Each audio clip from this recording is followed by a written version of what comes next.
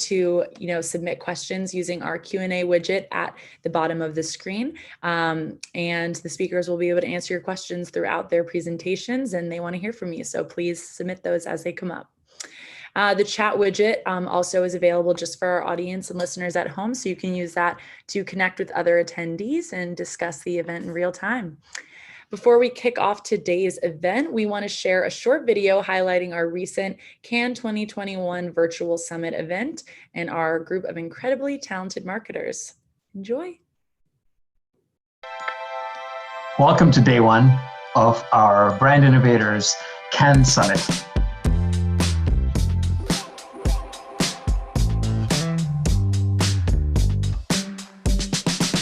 We have been looking forward to this for a while, and while we would ideally be on the Mediterranean Sea enjoying today's fantastic speakers, this is the best we can do. The good news is we're very, very close to being back to normal in a number of our live events, so we're hoping to see all of you in a live experience very soon.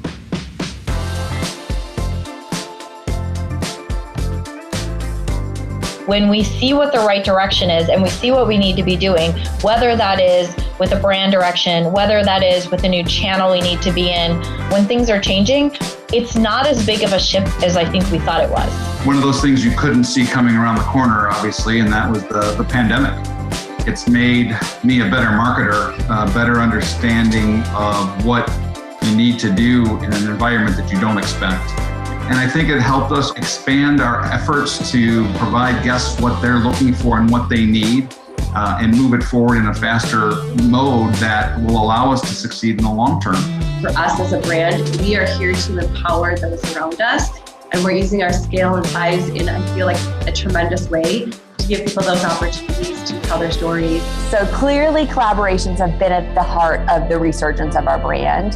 The Post Malone collaboration started with him tweeting that you can tell a lot about a man by the gibbets on his Crocs. So of course, as a brand at Crocs, we were like, okay, we've got to reach out to him. Let's see if we can create something powerful together. Having the flexibility and how you work with your agencies and your teams to iterate and adjust throughout in those long-term plans, as well as come up with some opportunistic short-term plans and make sure you've got the right processes in place to do so. That's the good balance that we have. Usually a brand overhaul of this size receives a lot of criticism, and we were really excited to see when we did the brand review in January that it was a big consensus that people were feeling like, wow, that's right, that's really Burger King. I'm a big believer in fewer things better for a brand like ours that does have such clear vision and mission around what we're trying to accomplish. We don't need to be showing up everywhere. The one thing in our category, if people are calling you to your call centers, they're not calling to say, oh, gee, we love you as a brand. Right. They're calling you with problems. Hey, you're doing a great job. Keep doing what you're doing. Keep doing what you're doing. They're not doing that. And really what it would force us to do is rethink our whole service model, and we revamped that. It's still about putting the consumer at the heart and at the center of everything we do, and then using that blend of art and science or creativity and data, however you want to frame it, to connect and to drive that desire to recruit, reclaim, and retain consumers. For us, it's really like our goal to be considered a partner for businesses that really, and this like just one-stop shop for them that really allows them to kind of work and operate their business in a really seamless way. When I started HBO, we were putting voice chips in print ads, and like it goes all the way back. So it's been part of the DNA of the marketing team for many, many years now. We always try to have that piece of innovation on a marketing plan, but really to build differentiation and create some additional earned media and talk value. And that is also part of the holistic brand experience as well. That background makes me want to be in Cannes really bad right now. Me too. Well, that was a great look at one of our favorite events of the year so far. As they're saying, hopefully we can be, back in Cannes next summer, but always great to be able to connect with our community virtually. So we are thrilled to introduce our first speakers of the day. Please welcome Andy Rebhoon, the Vice President of Digital Officer at El Pollo Loco.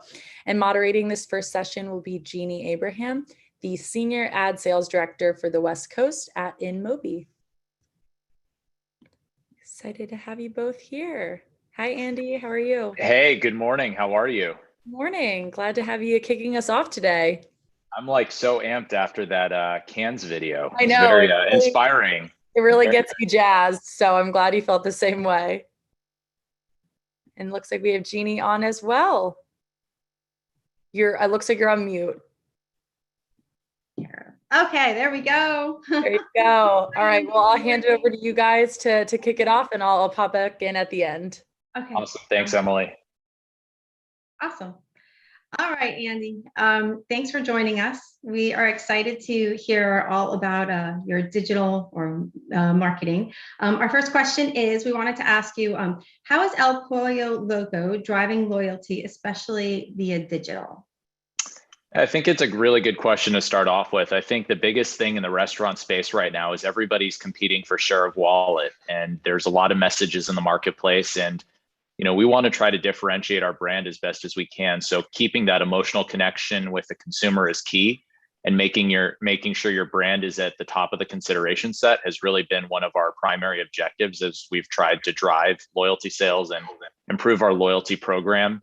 Obviously consumers are very interested in what's relevant to them. So making sure that we have appropriate segmentation in place, making sure we're not over communicating to our consumers, and doing something that isn't always transactional in nature. So for us, our loyalty program is our most valuable customers. They transact with us probably more than our traditional customers.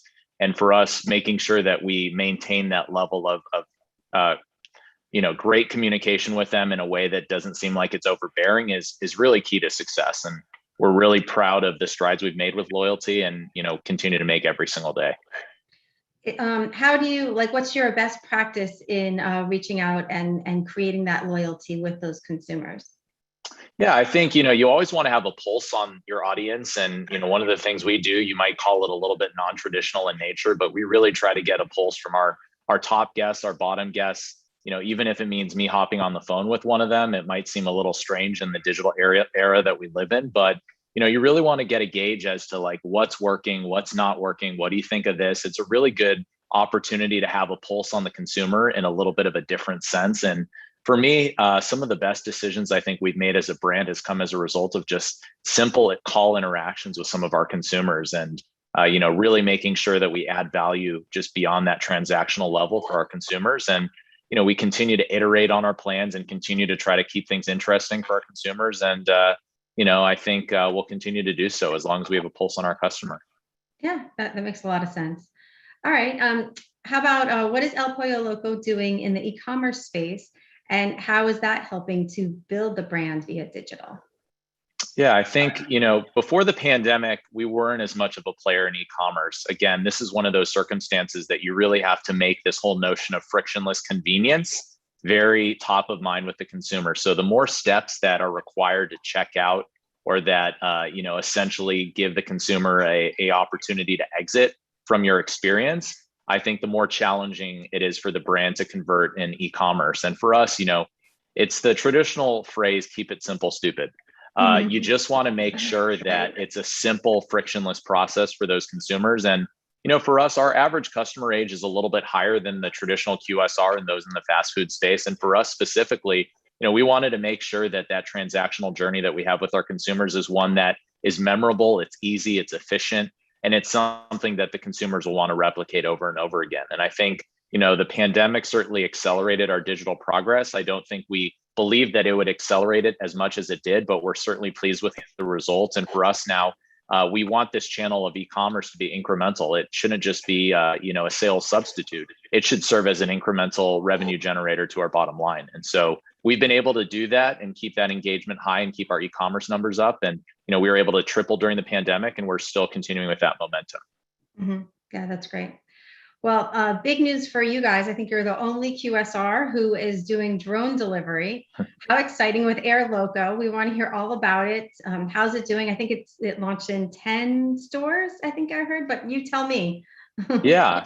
So Air Loco was a really neat opportunity that we launched about 10 weeks ago. It's still by invite only, and it was an opportunity for us to not only come out with a kind of like swinging a big bat with a free delivery event that we've offered since June 24th, but also kind of differentiate our brand as kind of being first mover. And one of the big benefits of Air Loco is the fact that it keeps the cost low to the consumer in terms of what that delivery is costing them. And it's also very speedy and efficient. So essentially, Air Loco will deliver within 2 miles of our restaurant. It essentially gives the consumer the opportunity to try something new with tech. It kind of makes you think about the old school Jetsons a little bit. Oh, yeah. And really just gives you an opportunity to experience technology that's been discussed and talked about for quite some time. I think everybody remembers the Amazon and Google and hype videos that were kind of a big thing within the last year and a half. But I think for us as kind of a small regional brand, this was a really good opportunity for us to just kind of differentiate ourselves. Do I think Air Loco is going to be, mainstay in all our restaurants moving forward? I don't think I can quite answer that yet, but I would tell you that I think moving forward, I think the industry is shifting.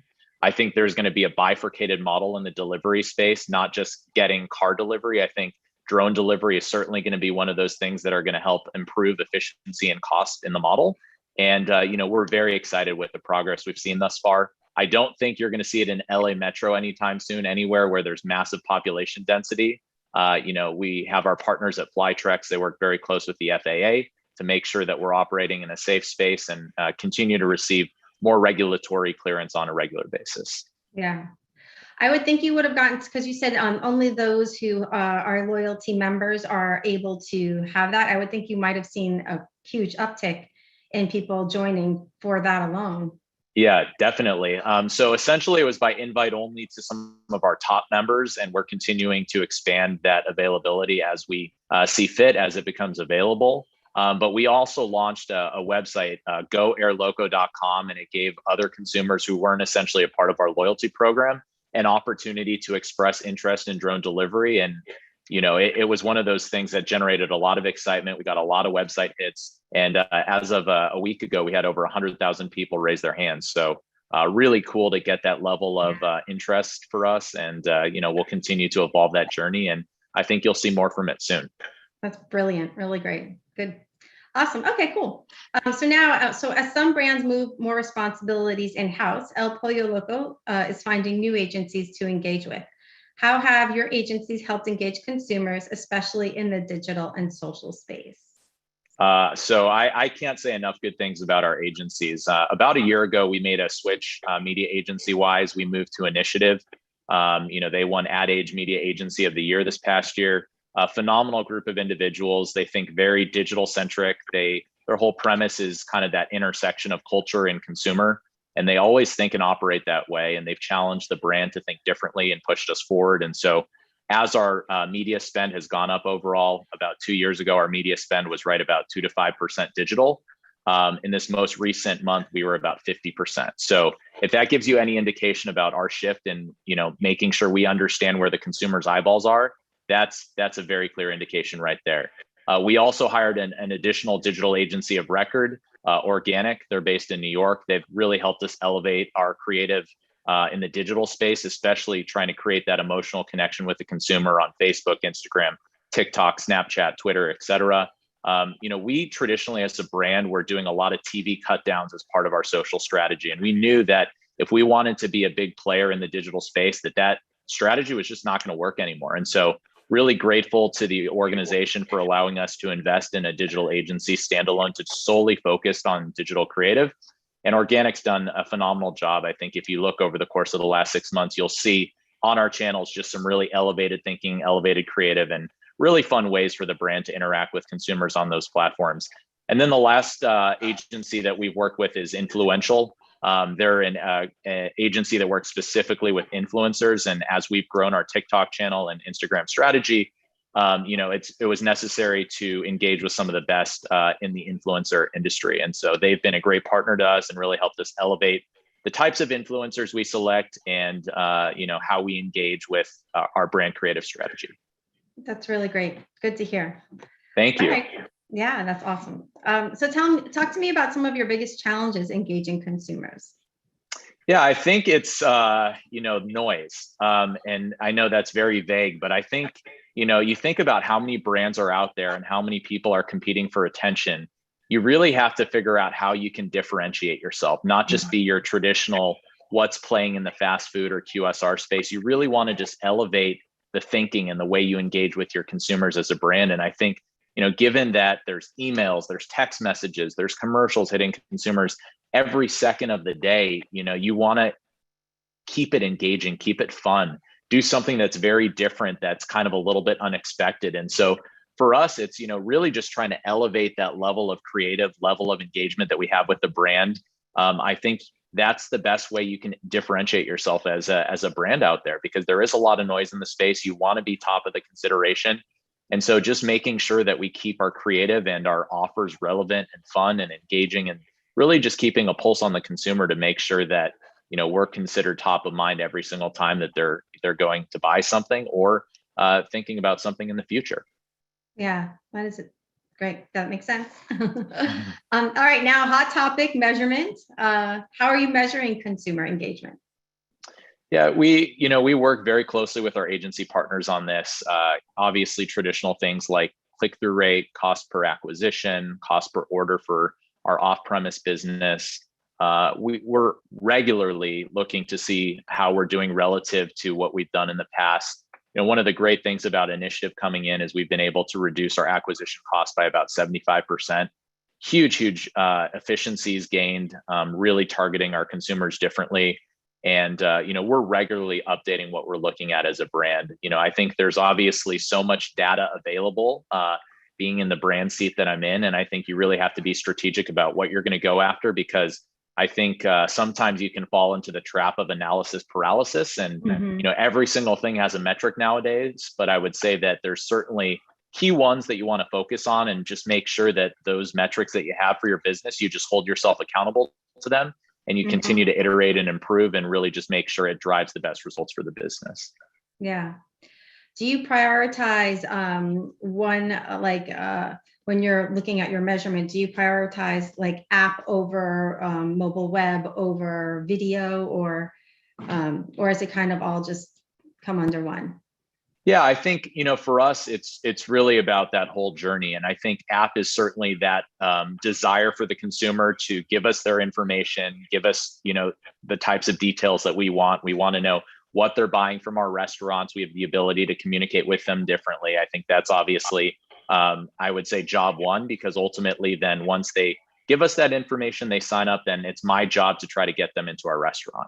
And so, that's obviously the thing that really gets me excited. But then on the flip side, you can turn to our mobile ads or our digital social strategy. It's always exciting to see when you have somebody new following you. It's always exciting to see, when you're able to conquest a customer. And so, I would say that there's a bunch of different metrics we look at. I would say that obviously the app is probably job one for me, because in terms of what it does for our overall business to drive sales and revenue to the bottom line, I mean, that's the biggest piece, right? That's what pays the bills. That's what keeps the lights on.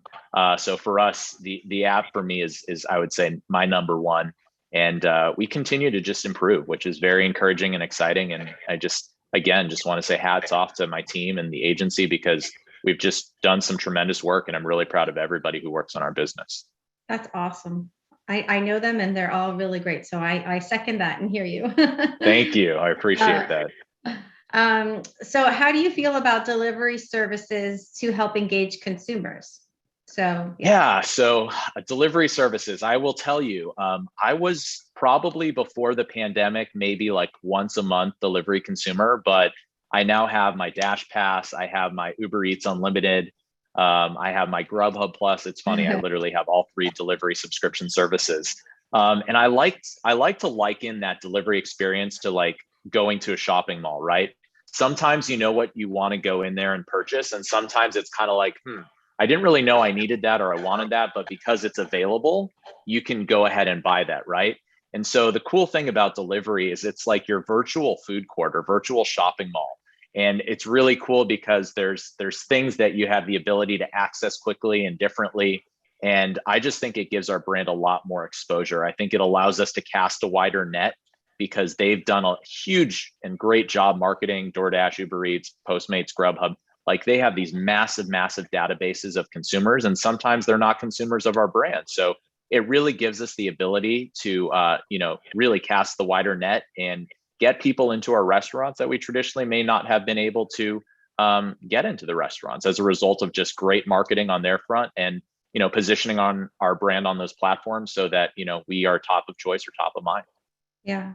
Would you say that by working with those partners that, like, you may not know this, but I'm just curious, like what percent of overall sales does that bring to you? It might be on the lower side because maybe you get more footfall with, Yeah, people just knowing the brand and the app. So I was just curious if you know. definitely. Yeah, we're in the low double-digit range, but I would say that number has sustained.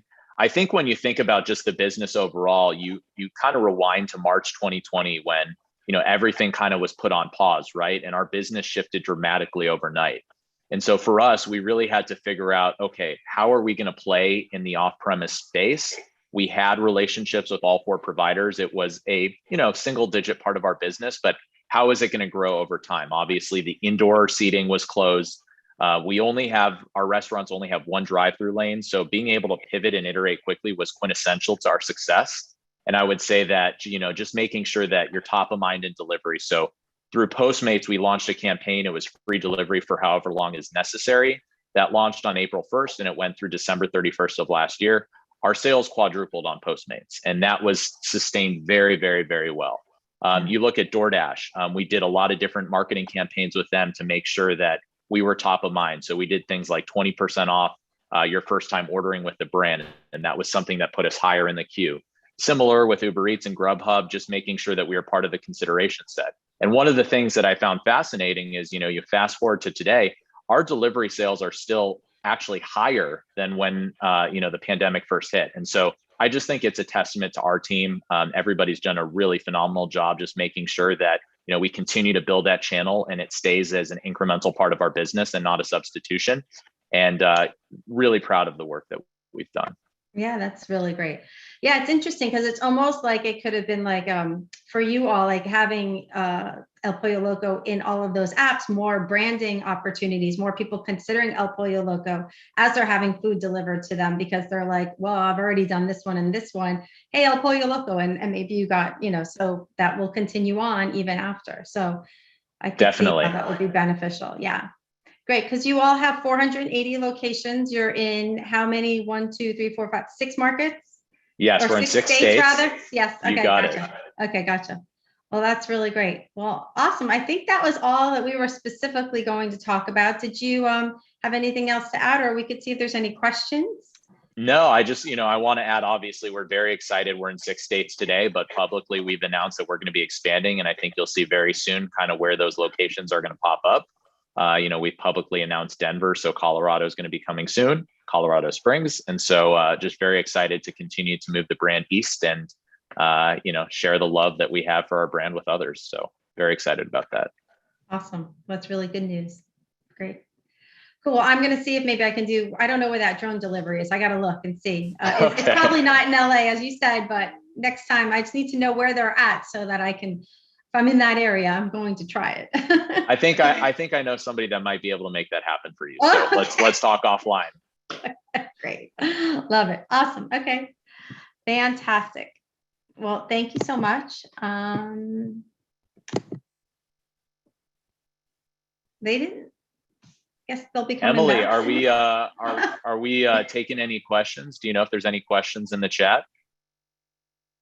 I don't know if Emily just kind of pops in like a genie at the end of the chat. Yeah, I was looking to see if there's questions, but let's see.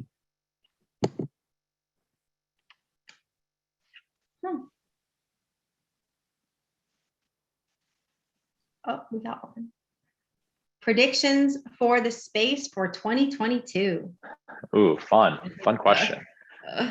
I think one of the things that you're going to see in the space in 2022 is just smaller restaurant footprints. I think that indoor dining and indoor seating has forever changed. And I think you're going to see off-premise playing a bigger picture. If you see kind of the direction that a lot of the larger brands have shared publicly with the restaurants of the future and some of the designs, you've seen Taco Bell, you've seen Chipotle. A lot of those bigger brands have shared kind of what their design and construction footprints will look like moving forward. And I think it's really fascinating because you see a lot less in terms of that in restaurant dining area. You see more curbside parking spaces. You see more drive-through lanes. And I think that's really going to be a huge part of the future. It's really just a changed dynamic. It's a changed world. And I think people really enjoy the convenience of eating in their homes. And I think that it's forever changed. And so for 2022, I'd say less on-premise dining, off-premise is continuing to grow. I think you're going to see more use of artificial intelligence in the restaurant industry. Starbucks has done it for quite some time. McDonald's has started to do it. I think you're going to see a lot more medium-sized, smaller players starting to do that more often, building algorithms to increase average check, improve email conversion efficiency. I would say those are my two predictions for 2022. Those are great. Let's see here. We got another question. How has the customer experience changed, and how are you managing the shift? Yeah, I think we've really tried to keep a pulse on the customer. I know Jeannie asked that a little bit earlier, but I think you're getting a lot of consumers who are making orders digitally for the first time with the brand. These are people who either are ordering off of their cell phone, ordering off the web for the first time. And so making sure that we continue to keep that experience frictionless, I think, is key. And trying to convert consumers into these channels. We still have a number of individuals who, despite using our loyalty program, have not done an off-premise delivery order, have not done a curbside pickup, have not done an online order. And so trying to keep that information top of mind and trying to figure out a way that we can convert consumers into that experience, because we know that it's a very good one, is just pinnacle to our success moving forward. And I think as the business continues to grow off-premise and we continue to grow as a brand, I think it's going to be very, very important for us to continue to maintain digital channels and the integrity of those journeys. Yeah. We have another question. How important is the influencer in your marketing strategy and messaging? How do you identify who is the right fit? It's a phenomenal question. I would say that we really rely heavily on Influential, which is our influencer agency that we work with. They have an algorithm that looks at different things like likes, comments, user engagement, open rate, where most of the followers are in different territories where the influencer is. We really try to pick people who are authentic and would complement our LA Mex brand very well. I think that's super important. You don't want somebody that's kind of off-brand strategy and will take the brand in a direction that you don't really want to take it. But I think it's also important to make sure that you allow the individual, especially on TikTok, to maintain their tone of voice, because one of the beauties of the TikTok platform is it's very authentic.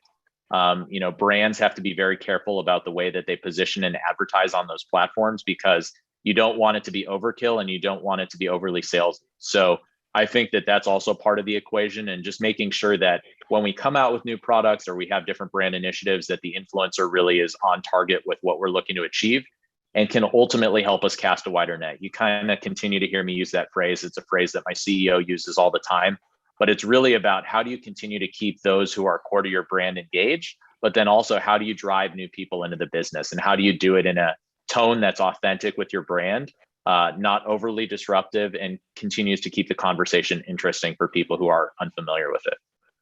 I think we need a El Pollo Loco TikTok dance to go viral. Yeah, right. Or a hashtag challenge. There you go.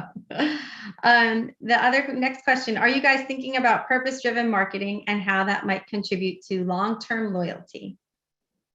Yeah, so we do a lot of purpose-driven marketing. We've done a few things that I can talk about. First, for Mother's Day, we had what were called Madreship grants, and we awarded funds to mothers specifically in the Latina community who really wanted to chase their dreams and were unable to do so, either because of the pandemic or other things in their life that prevented them from ultimately pursuing their dreams of the circumstance. So Madreships for Mother's Day was a really beautiful event, really allowed consumers to understand the emotional connection we have for Mother's Day with our moms. Other big thing I would say is for Hispanic Heritage Month last year, we had a fund that really tried to re-engage businesses that lost a lot of money as a result of the pandemic. And so these were grants to try to help keep small businesses in business. We do a lot of purpose-driven marketing. It's very intentional. We definitely take an active role in our communities. And it's something that really makes me proud as someone working for this company at this brand. We constantly look for new ways to engage with our community and support those things that are core to our DNA. So I really like that. I have a question here that I can answer that seems like it just got sent directly to me. Am I concerned about food quality when it's delivered and not eaten in the time frame it was originally intended?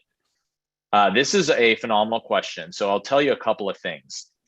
If you live primarily in the LA market right now, you'll notice that we're doing a ton of advertising for free delivery. And one of the elements of that campaign is our new Thermo to Go packaging. And the Thermo to Go packaging is great because it allows the chicken to keep in the heat a lot longer.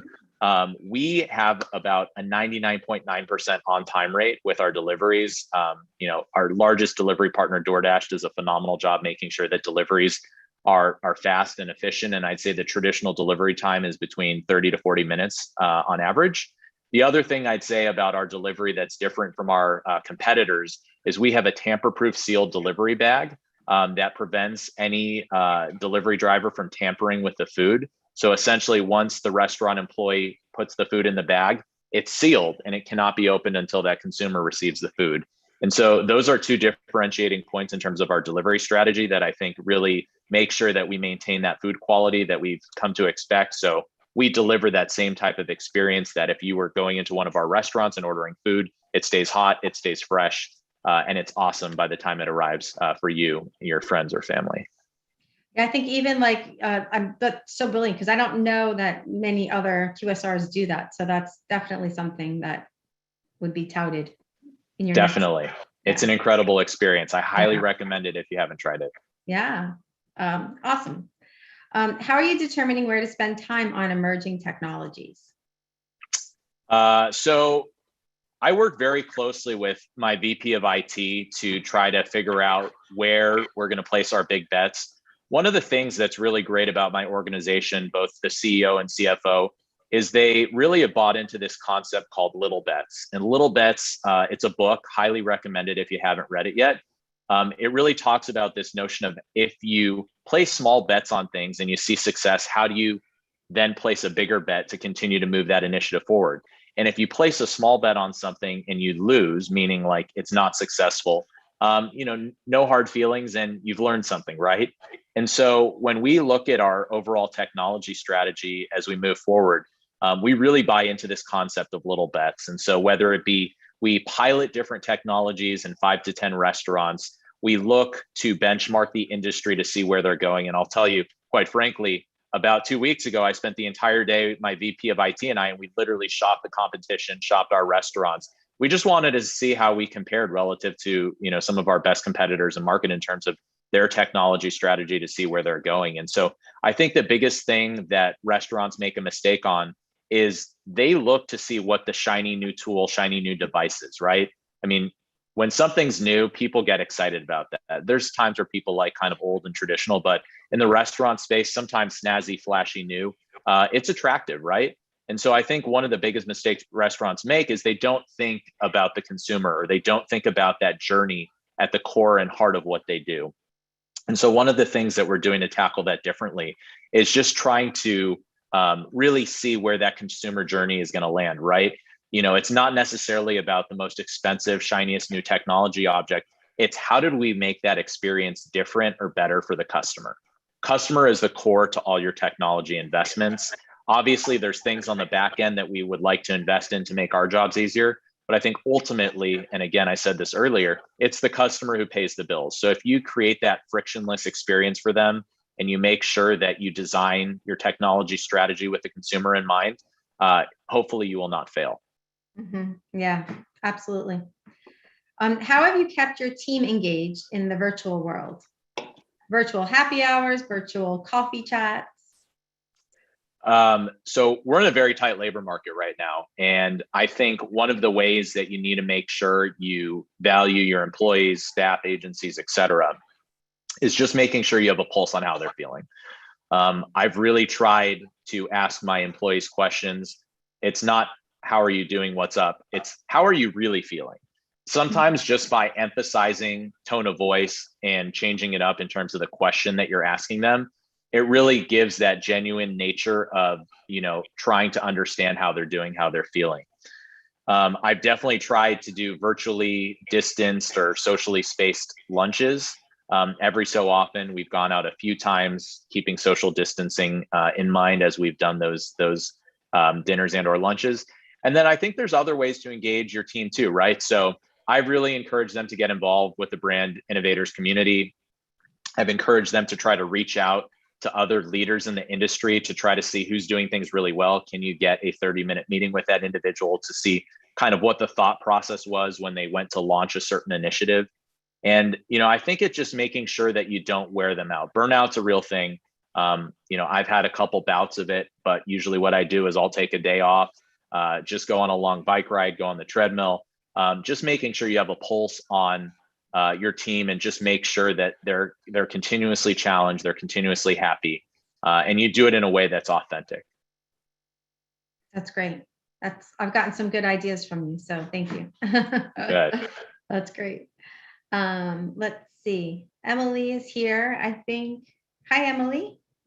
Good to see you again. Hi, guys. Is our time up? Emily, I think we summoned you a little prematurely. I thought you were going to be like an I Dream of Jeannie that would just like kind of appear. There's a slight, technology lag. So I was like, let me pop in while I can. But yes, well, thank you guys so much. This was such a great way to kick off this Tuesday program. And Andy, always great to have you back on our virtual stage. And thanks so much, Jeannie, for moderating. Thanks, Emily. My pleasure. Good to see you. And thank you for having us. Really appreciate it. And if anybody else has any other questions that I wasn't able to answer in this session, feel free to reach out to me on LinkedIn. I will respond, I promise. So thank you very much. Thank you. You're the best. Well, thanks, guys. Have a good rest of your day. You too. Bye-bye. Well, huge thank you to Andy and Jeannie for kicking us off today. We still have a great slate of upcoming content, so stay with us. So our next program we're going to be hearing from, we have a pre-recorded session that was from a few weeks back. That was one of our favorites on consumer engagement, so we wanted to share it again with you all. We're thrilled to listen in again to David Knapp, the Director of Customer Site and Paid Media at American Express, moderated by Jim D. Antony, the Director of National Media Sales at Dish Media. So please enjoy this one, and we'll be back live right after this.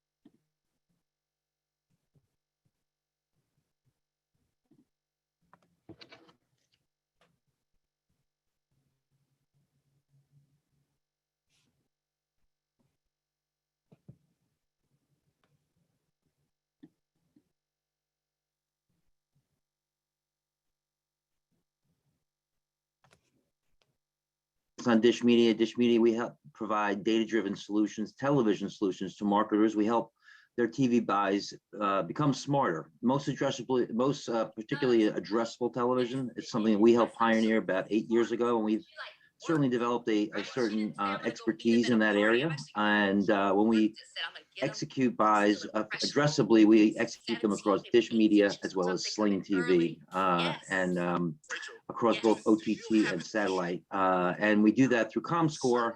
And we also, as I said, own and operate Sling TV. And that has a very robust programmatic solution in the marketplace. But enough about me and Dish Media. I'm joined by David here, David Knapp. So welcome, David. Thank you.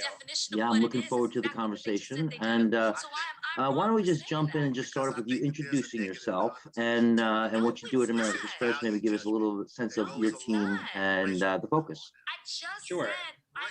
So as you said, I'm David Knapp. I'm the Director of Customer Site and Paid Media at American Express.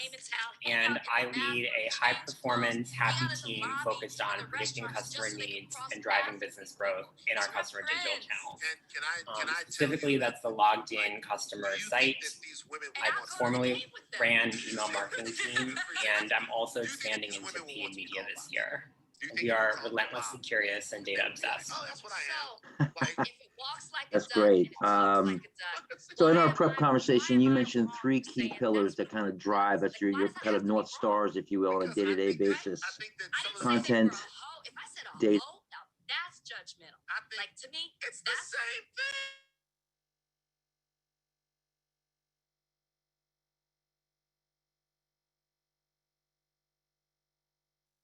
And technology. I'd love to hear, just you kind of contextualize that and give the audience a sense of what that means to you and how you execute that. Yeah, so before I get into those three pillars, I just want to set the stage a little bit with some context. Sure. I remember when I was trying to break into digital marketing and I had started my career in brand strategy. I opened up my own retail strategy consulting business at one point, and I was finishing up my MBA. And everyone was telling me that I should be an unpaid junior intern if I wanted to break into digital. And I thought, I don't think that's going to work financially, based on ROI for this MBA. But fortunately, American Express thought that I had some transferable skills. And so they took a chance on me and gave me an email marketing team to run. And I had absolutely no idea what I was doing.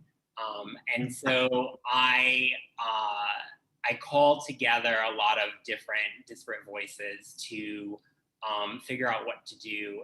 And what I found out is that you really need, like I said, three things: content, data, and technology. So I'll walk you through each one. Content is about ensuring that we're speaking in a human voice and that the message that we deliver to the customer is relevant to them.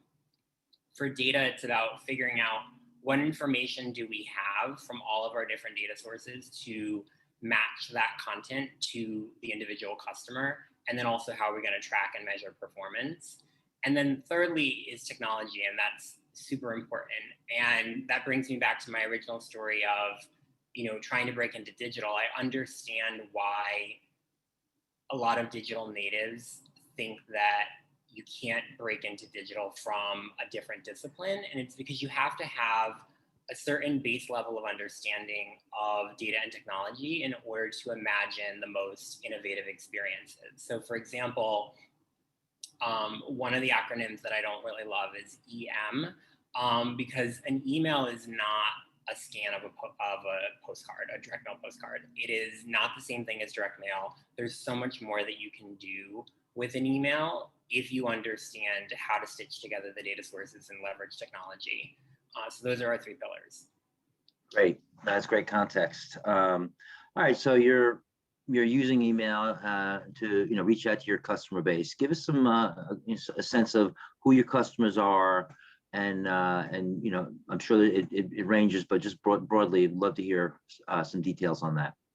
Yeah, I love operating at the scale of American Express, and for the segment that I'm focused on with my team, it's the small business owners who have an existing card relationship with American Express. And because they're already existing customers, we know a lot about what they're spending on, what they're engaging in from a marketing perspective, and what tools and solutions we can offer them that are going to be most relevant. And what I've found is that small business owners love their businesses. And so the more we can reflect their business in our communications back to them so that it's like they're looking in a mirror, the more they're going to engage.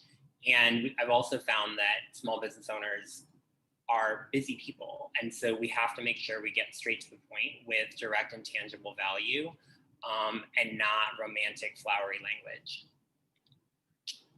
Got it. Okay. And then, so what's the cadence is a monthly email, you had said?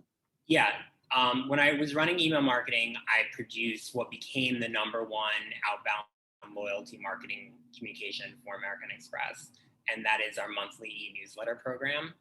And with that program, we really are able to make the customer the hero of their own email inbox. And I'll give you an example of what that email might sound like. So it would say, "Dear Jim, happy Tuesday. Thank you for being an American Express card member since 2001. At this moment in time, you have 64,589 membership awards points in bank.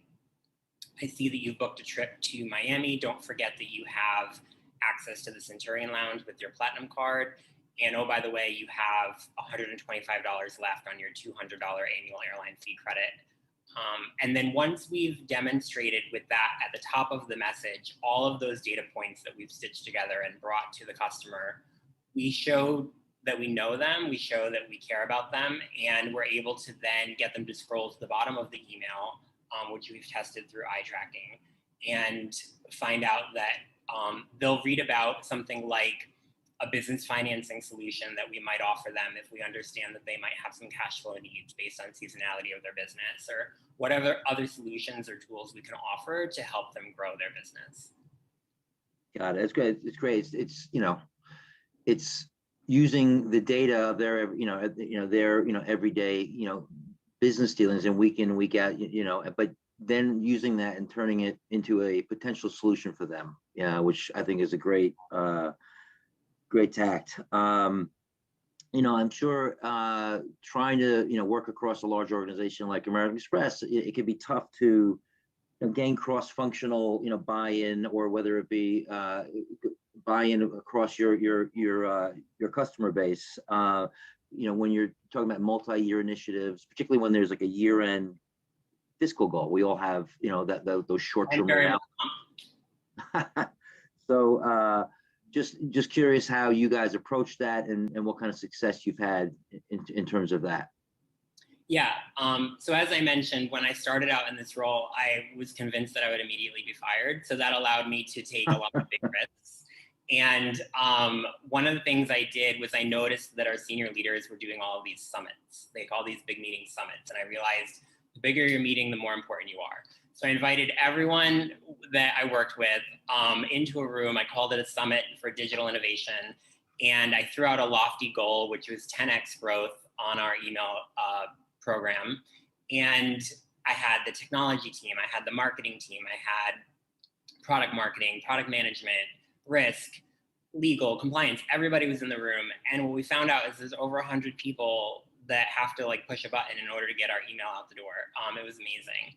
And we threw out that goal. And then I also brought in external agencies. And because remember, I had absolutely no clue what I was doing. So I needed someone to share industry best practices, competitive intelligence, some kind of new stimuli that could get the group to think outside of our blue box four walls. And it didn't hurt that the agencies also brought free bagels because it was a breakfast meeting. I wanted to make sure. You got to throw some chum in the water. Get everybody in the room. And I thought, all right, forget about in-year goals because I think it was October. It was the end of the year when I started. And what can we do next year that will deliver? And we came up with this idea to build an API technology that would allow us to curate disparate data sources into one communication. And it was a pretty hefty investment, but together we were able to co-create that vision and make the business case to spend what was 20% over the budget. I remember at one point there was a decision note. It was okay, we can build the technology just for your one use case, or we can build an enterprise solution that 300 email marketers can use. And there was actually debate about this. And I thought, well, as a shareholder, let's just do the one for the enterprise and I'll worry about being over budget by 20% later. And we built it, it's working, and it powers the communication I told you about, as well as a lot of other communications. Yeah, but that's a great example of just leadership, whether it be marketing or whatever silo you're in, but just pulling together. So many marketers work across, and American Express is probably the ultimate example or one of them. Large organization where there's agendas, there's all sorts of deadlines and pressures, and be able to lead in that situation is critical. And kudos to you. Thank you.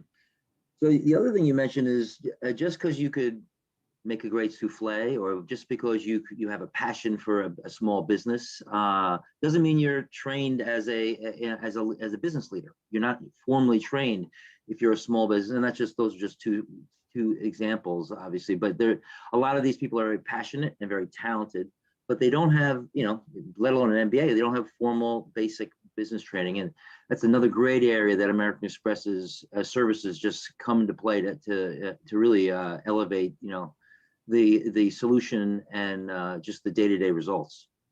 So I'd love to hear about that, please. Yeah, in addition to the products and services that we offer for sale, we have a lot of free resources. And I can brag a little bit about a program from a sister team called Business Class. And it's something that started last year, and it's really incredible. They have educational content that's free for small business owners or anyone that wants to read it, including articles online. There's a daily e-newsletter. One of the things I love is the Instagram live sessions that they do with small business owners and CEOs and entrepreneurs. And they talk about real day-to-day challenges. So for example, last year they did an event with Joey Gonzalez, who's the CEO of Barry's Bootcamp, which is a fitness center that I love to attend on occasion. And they talked about what was it like to own a boutique studio at the beginning of the pandemic, and how did they adapt their business for the virtual environment. And all of the content that Business Class Live is creating has incredible reach because it's available free and virtually. And then, so the program is called Business Class? Business Class, yep. Got it. Anything else on Business Class you want to share? Like flying business class, but it's also like a course that you don't get a degree yet. Maybe that's something we'll come out with, but it's got it. Yeah. Educational content for anyone that's interested in learning how to grow their business, and it's free stuff. Yeah. What's been some of the feedback from the small business owners from taking these classes? The customers are loving it because, for example, the daily newsletter, when the pandemic hit, there were a lot of people that were saying, "Oh, should we stop talking about ourselves, or should we stop sending communications to our customers?" And we went from a weekly newsletter to actually a daily newsletter because we had double the open rates. Customers were really engaged, and they wanted to understand what are other small business owners doing, and how do we navigate this incredibly uncertain time? Yeah. I mean, talk about a guiding light during, a murky time for all of us a year ago, which is great.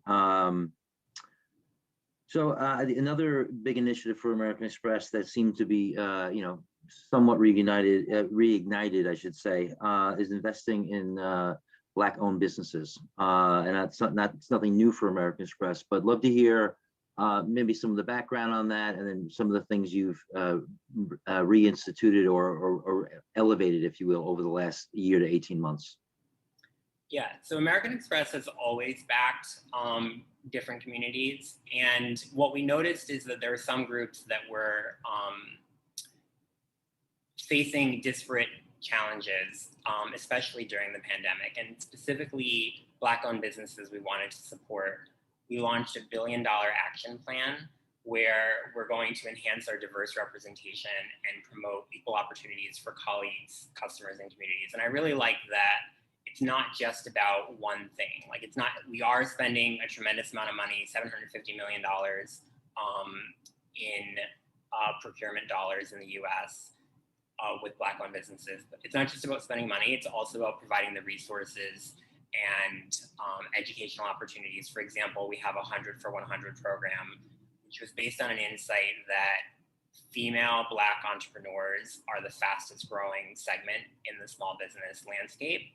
And we wanted to support them with things like mentorship, access to funding, and grants, different things to support the community. So we also are backing our colleagues, and I'm really excited about the fact that we have had incredible content and diversity, equity, inclusion training for colleagues, and we've been able to bolster our diverse recruitment efforts, which have really helped my team as well. Terrific, terrific. I mean, it sounds like American Express and your team specifically are leading in that area, which is great to hear. Kudos to you. Anything else on the coalition to back Black businesses? Is there anything specifically there? So there's a $1 million grant program for backing historic small businesses, and there's a focus on backing historic small restaurants, which are also small businesses. And there's a focus on those that are owned by underrepresented communities. There's a ton of different initiatives and activities in this space, and I'd encourage people to visit our website for more information. Got it. Great. All right. I mean, we've all experienced this great change over the last 12, 18 months in the world, broadly, obviously, and that's certainly affected small businesses. But what is it that you and your team have done? Are there any pivots? What's different between 2021 versus 2020, 2020, for instance? Yeah, when we started 2020, my team was strictly an acquisition engine. So everything we did was focused on hitting a revenue target. And when we had to pause some of our programs in COVID, we stood up a really robust loyalty strategy that was focused on backing our customers, helping them maximize their membership with American Express, reinforcing the benefits of the products and that we'd already sold them. And then, in typical corporate fashion, when we started to reactivate acquisition, we didn't shut off the loyalty. So now we have a hybrid approach. My team is actually delivering 4 times as many personalized treatments as they were 2 years ago. So it's an incredibly exciting time to be in the digital marketing space. And it's really about centering customer needs and making sure that we're predicting what the customer needs and then tailoring the communication for them. So it's not just about buy this product. It's really more of a full funnel approach where you think about, does this customer need to be made aware of the fact that we're not just a credit card company and we also have lending solutions for helping them scale their business? Or is this customer starting to travel a lot and we need to convert them on a platinum card upgrade because we know that they're going to see a lot of benefits there? Or is it someone that already has the right product set, but maybe they're not making the most of their membership? So we find what are some of those lesser known benefits. There's over 40 benefits on the platinum card. So we pick out which ones are going to be most relevant for them and then tailor that content to that customer. So it's really broadened our perspective on what kind of content belongs in our channels and what's going to help the customer get what they need. So you said there's 40 different, can you give us a couple examples of those? Of the platinum card benefits? Yes, please. So for example, there's a lot of travel benefits like the airline fee credit. We also have bonus points in certain categories like on airfare, when it's booked with American Express Travel. There are, one of my favorite benefits is the purchase protection program, where if you break something or it gets lost or stolen, depending on which state you're in, the insurance regulations are a little bit different, which makes it really tricky to market. But that's a really great benefit. It's like a little supplemental insurance baked into the card. Those are just a few. Great. Terrific. Yeah, and you mentioned, the travel, because that's, myself, my colleagues, we're traveling, we that started about a month and a half ago in more earnest. I'm sure that's the case, but are they, do you notice that, are they, or is it only some specific small business owners that are traveling more, or is that, is that a broader trend there at all? We've definitely seen the return to travel in full force on the consumer side.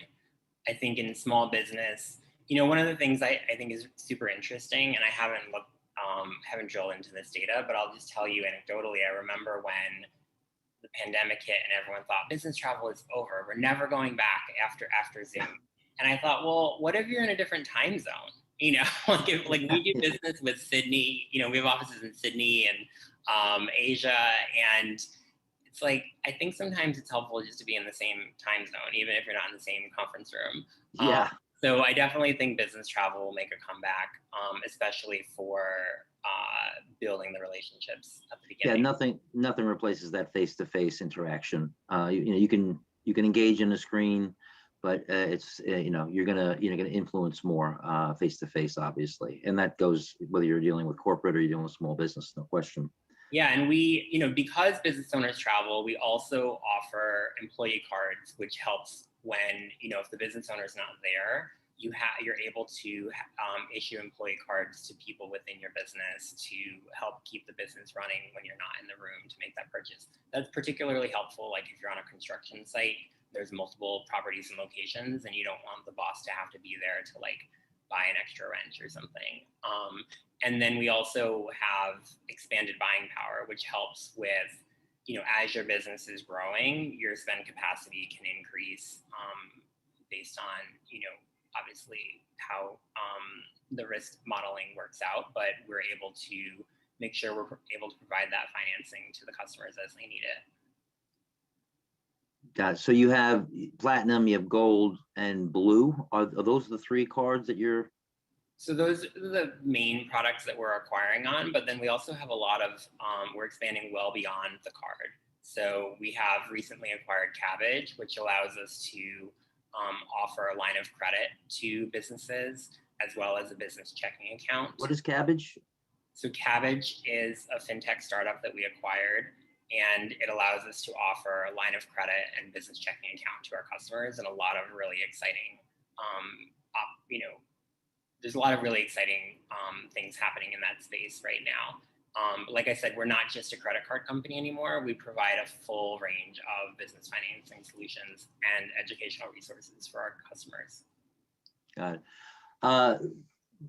This was not anything we discussed, but I'm just curious. Is there anything like where either a customer, or not a specific customer, but any where, like, what have you learned in terms of your customer base in terms of over the last year? They're traveling more, but have they've pivoted in a number of ways? There's any insight or any examples that you'd like to say, yeah, this would be worth sharing? Yeah, I would say that our customers like free stuff and bonus points. So the more that we can deliver tangible value to them, we've done extensive A/B testing, and they want us to get straight to the point. They're super busy. We've also noticed that customers are responding much more heavily to anything that's personalized to them. Like I said, they really expect us to know them and only talk to them about things that are relevant. And we have, one of the things I'm very proud of is our test and learn framework. It's super robust. And what I've noticed is a lot of people do testing in sort of a scattershot manner where they're just like, let's just try a lot of new things. It's like, and then they turn it over to a data team and they're like, give me an insight about this marketing campaign that we just run on it. And that's not the best way to operate. What we do is we want to identify, like, what are the scalable learnings that we can create with this test? What do we truly want to learn that we don't already know? If we knew that it was going to work, we should just launch it at scale. And then we prioritize based on effort versus impact. And we're looking at things like content optimizations and targeting optimizations, and really anything we can do to drive relevance. That's our team's secret sauce. So I say, like, reach times relevance equals results. And for me, the theme I think of this event is consumer engagement, and what is more and more important is delivering that personalized solution and that relevance, so that you're not just sending the same message to your entire list every day. You're really being thoughtful about what does this customer need, and we're able to overlap so many data sets. Like I said, we can look at categories that customers are spending in. We can look at how they've clicked or engaged in different emails or website visits. We can look at different risk models, all kinds of things to make sure that we're tailoring that communication for each individual customer, because nobody wants to be talked to as a segment. Nobody wants to be talked to as a millennial or Gen Z or whatever. They want to be talked to as Jim or David, as an individual. And that's what we found really successful in our marketing. Yeah, that's great. I mean, personalization is so key, because we all kind of get flooded by emails. But if whether it's a partnership or whether it's even just a cold call, if it has relevance to me, I'm going to look at it. And then if it stops having relevance, and particularly if I have a card, and I'm going to stop paying attention to it. I'm just going to move on. So don't waste my time. I'm sure bring me value, and I'm sure that's what you're focusing on, which is great. Yes. All right. So as as a leader, I've made some pivots, certainly in the last year, in terms of the way I manage. But can you? I'd love to hear, some of your, how you've changed, if at all. How do you lead differently in a remote situation? This is no longer new, but I think it's still relevant, because some people are going back. It's going to be a staggered approach to go back to the office. But just love to hear some insight on that. Yeah, it's really been a privilege to lead through the pandemic. My team engagement has really skyrocketed based on the leadership pivots that we've made. So I would say, first of all, is just like with our marketing, we're focused on individual humans. We've really taken a human-centered approach to backing our colleagues. So we're doing things like a weekly icebreaker at our stand-up where we get to know our colleagues outside of work, asking things like, what's your least favorite chore, or where do you want to travel to when you're able to return to travel, things like that. And that's worked super well in getting to know the person behind the worker that's, meeting the deadline. I've also, learned a lot about letting go and releasing the need to be in control or to be the pace setter, and stepping back and letting the team, I think of it as like a relay race where we pass the baton and the team has been incredibly supportive of each other. One of the things I think is super interesting as well is hiring people in a virtual setting. And I think that one of the things that gets lost is that like side by side, hey, I have a quick question. So we've introduced things like, I have, for example, on my team, I have 6 new hires this year because everyone keeps getting promoted. So I have done a lot of recruiting, and I'm actually recruiting right now if anyone's looking for an entry-level role. But we have introduced things like daily, 15-minute side-by-sides, just so that people can have that touch point to feel supported and like we care about them as they're learning the ropes. Yeah, I agree with you. Particularly entry level, sometimes it can be a 30-second walk down the hall to connect 2 dots, and as opposed to, oh, do you have 15 minutes for a Zoom call, etc. Yep. Or even just like looking, my leader was just telling me this great story about how kids today don't really know what their parents are doing because they're always on their phone, but like you're on your phone for a variety of reasons. Like in the past, you might be opening up a newspaper to check movie show times, or you might be, looking at a map to figure out where you're going. But all of those tasks, including work emails, are all in the phone. So the visual cues are not sufficient anymore to help people just like shadow and learn.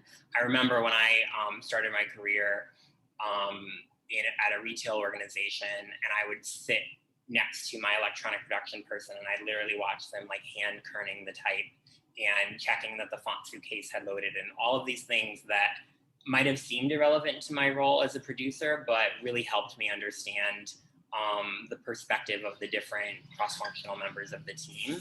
And so I do think that, you can, like you said, you can replicate that in a virtual setting, but you have to be very intentional about it. It's not, it doesn't just happen serendipitously.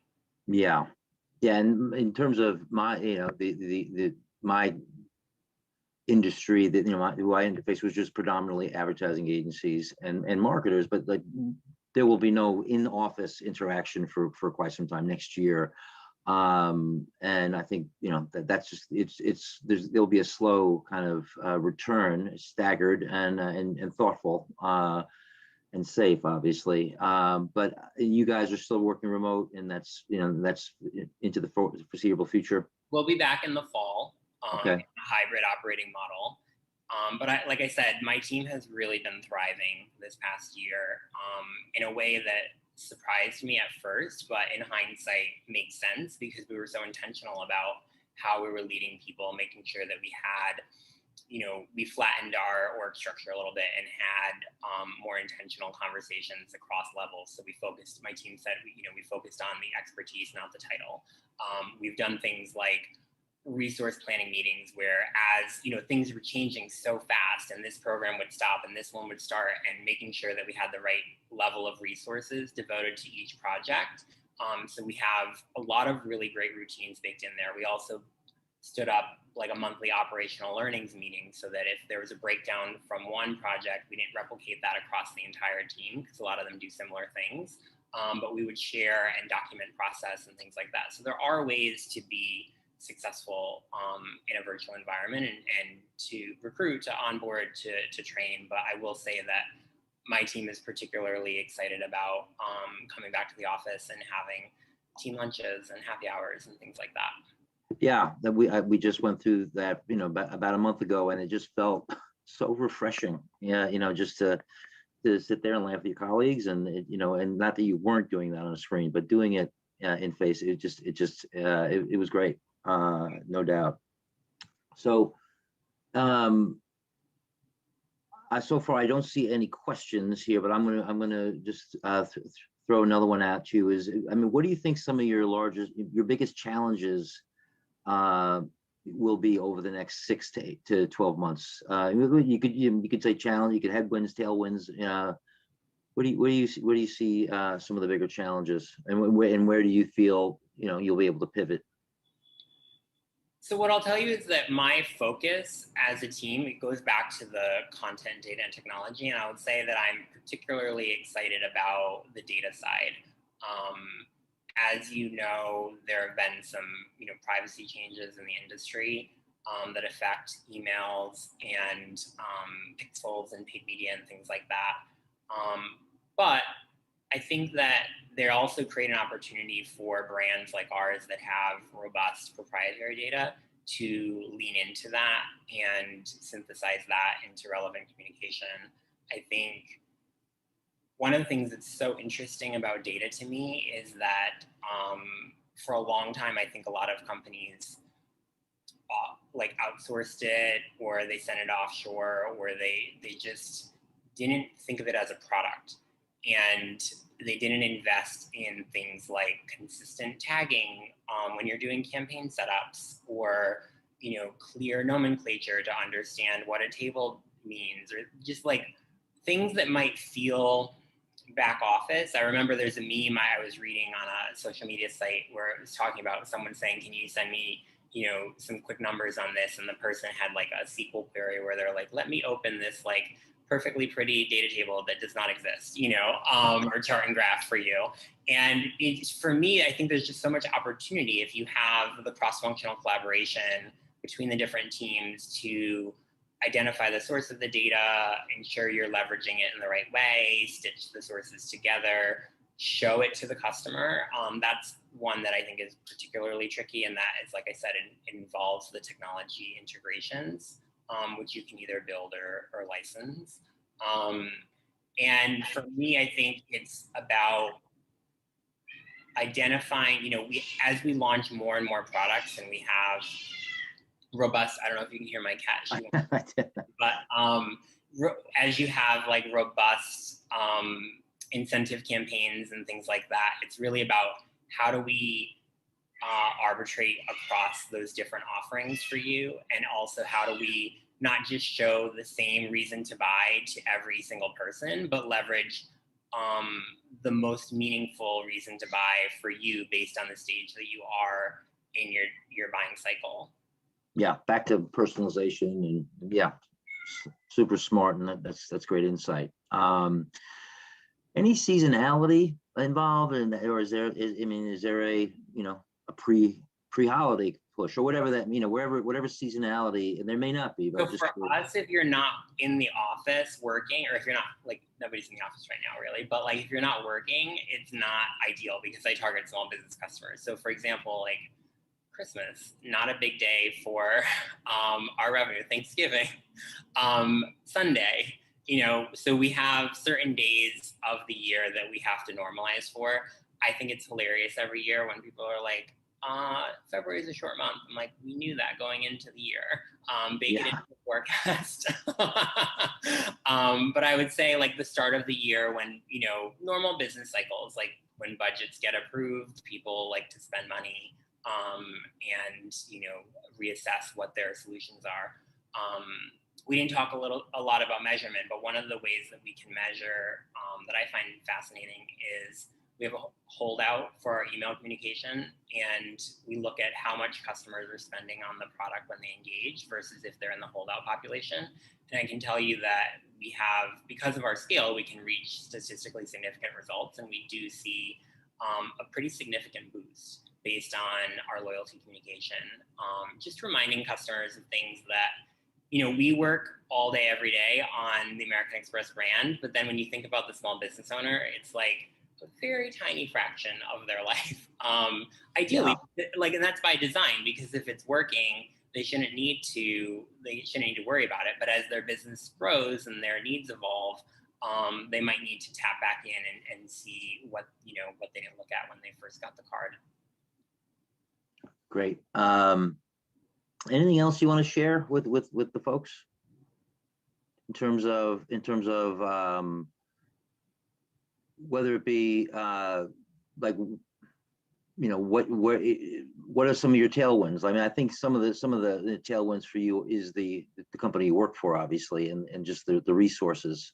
But are there any tailwinds? I think another potential tailwind just for the small business owners, the economy is coming back, and it is a, you know, a regional thing. From certain cities are further than others and more restrictive, but just curious, where's some of what are you more optimistic about for the small business owner? Yeah, so I'd say two tailwinds are really helpful. One is in terms of unemployment rate. As people hire, their demand or their need for employee cards goes up. So as our unemployment rate falls, our revenue on the employee cards goes up, which is super interesting and like unique for the commercial space. Whereas in the consumer space, like maybe you put your spouse on, maybe your nanny, maybe your kid, you know, 18 years later, but like it's not like a weekly thing where you have to think like, did I hire anyone this week? Do I need an employee card? So I'd say that's one of our tailwinds. And then the other is just our eligibility. So because we're in customer marketing, even if you're a customer, but our risk team has decided you're not eligible because they don't want to take the risk on you, then I can't sell you anything or a particular product, because we assess our risk on a product by product level. But during the pandemic, the very beginning of the pandemic, we had great sales on loans, and then we had to pause them. So that's when we pivoted into loyalty. So now we're starting to open that back up, and it's been really helpful for our revenue. Terrific. Hi, Andrea. Are we're right at 2 o'clock, so right at 2 o'clock. Stuck the landing. Thank you so much, David and Jim. David, it was really interesting to learn about all the free resources American Express is offering. I didn't know about those. You know, for the members, those business class live sessions sound really great. One thing I also thought was pretty unique was how you guys moved from weekly emails to daily emails. You know, great way to just really understand and identify quickly what your customers were needing and wanting to hear from you more, not less, in this time of need. That was really great and interesting to hear about. Thank you both for your time today. Really appreciate you sharing how American Express is engaging more with their customers. Absolutely. Thank you. And thank you very much, David.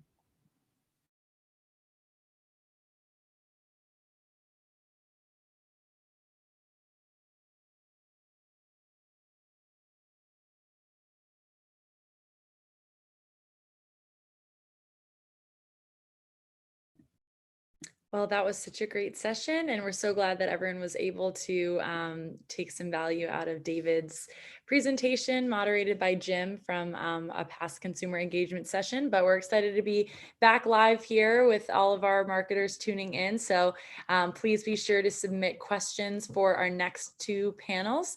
We're really excited to have Danielle Smirlo-Vesse, the Head of Marketing, Brand, and Partnership Strategy for Retail Card Services at TD Bank. And moderating this panel will be Tom Kenny, the Chief Strategy Officer at Ogilvy. So we're really happy to have them both joining us shortly. And everyone who's tuning in at home, feel free to share the link that you're using to any colleagues who might be interested in tuning in because we've got some great sessions coming up. Hi, Tom. How are you? Hi, I'm great. How are you? Nice to see you. You too. Thanks for being here today. Yeah, of course. My pleasure. Looks like Danielle is joining right now. Always takes people a few minutes, but where are you tuning in from today? I'm tuning in from Toronto, Canada. Well, welcome. Exciting. Oh, thank you. Yeah, thank you. Where are you? I'm in Chicago, so I think we might be on the same time zone then. So we got some central time. Hour different, I think. Oh, hour different. Got it. Well, looks like Danielle's here. How are you? Oh, we can't hear you right now, Danielle. Danielle. Hear you. Always got to get that audio. Always takes a minute. The double mute. There you go. I was like, it doesn't look like you're muted, but sometimes people have a second firewall, which, is good sometimes when you have noises in the background of your house. You never know. So good to be good. I'll hand it over to you both. And thanks so much for being here today. Awesome. Thanks, Emily. Hey, how's it going, Tom? Good. How are you? Nice to see you again. Nice to see you. Yeah, I'll just say thank you off the bat so much for taking the time to join me for this session. It's been really great getting to know like your line of business a little bit over the past week or two, and consumer engagement is definitely a passion point of mine. So it should be a really great discussion. I was thinking. Oh, totally, and it's at the forefront of everything I'm doing too. So I think that this will be. I'm really excited to talk to you about it. Wicked, awesome. I was thinking it might be nice to just kind of set the stage before we get into some more specific questions by just having you tell us a little bit about your role and the type of work that you do at TD. Sure. So I've head of marketing for retail card services for our brand and our retail partnerships. I oversee all the strategy and the marketing communications across our B2B and our B2C products. My role has a pretty broad scope across a couple of different areas. And so my team is made up of brand and creative. I'm fortunate enough to have a few studio guys within our organization, helps with a lot of turnkey elements, especially speed to market, because we work with a lot of retail partners. We have customer marketing, and I'm just so proud to say we do a majority of our communications are actually done internally, leveraging Salesforce and all the tools that we could utilize there, which I could have another complete conversation about, right? Fantastic relationship with them. And then we also have key partner marketing managers, and they are really the ones that are driving a lot of the guidance for our partners around acquisition and engagement, as well as how to align the product strategy and implement throughout the customer journey. So, a part of retail card services, we sit as a business unit within TD, and TD being just that great organization, I think we're all very familiar, especially you being in Canada, right? They're really employee-centric and customer-centric, and that kind of follows through everything we do. So for me, engagement is at, like I said, the forefront of everything as far as the customer journey goes. And we really, align to that thinking as well. So we've had a really great momentum and experience and been growing the team, which has been really exciting. So what we do is we offer products and services to integrate into our retail, into the retail commerce platforms. So what that does is by partnering with these retailers and businesses of all sizes and across all industries, we provide them the ability to offer their customers the ability to pay now, to buy now and pay later. So kind of the payment solutions in the form of point of sale solutions, as well as private label credit cards and installment loans. So, these are really services that help amplify the holistic experience a customer may have with the brand, as well as just brand awareness and equity from the lens of the consumer. And what we try to do is, when properly managed, obviously through the top of the funnel all the way down, this is really a good driver of consideration and then, increases conversion. Awesome. Well, that's great context that you throw us. You actually have a very long job title, so I think it's helpful for you to kind of take us through and break it down a little bit. I was glad that Emily did the job title versus me having to do it, because it's nice. A mouthful. Thank you.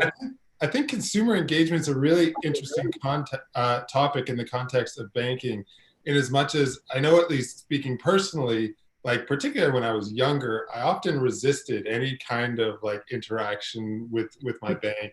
And the bills would show up and I would always be kind of reluctant to open them, or I'd get communications from them and I'd always be a little reluctant. And I think the research even shows that most people feel like they have a very transactional relationship with their bank. So I'm curious how you've seen that change over the course of your career in FI, and what strategy you have to start to create more meaningful connections with your customers.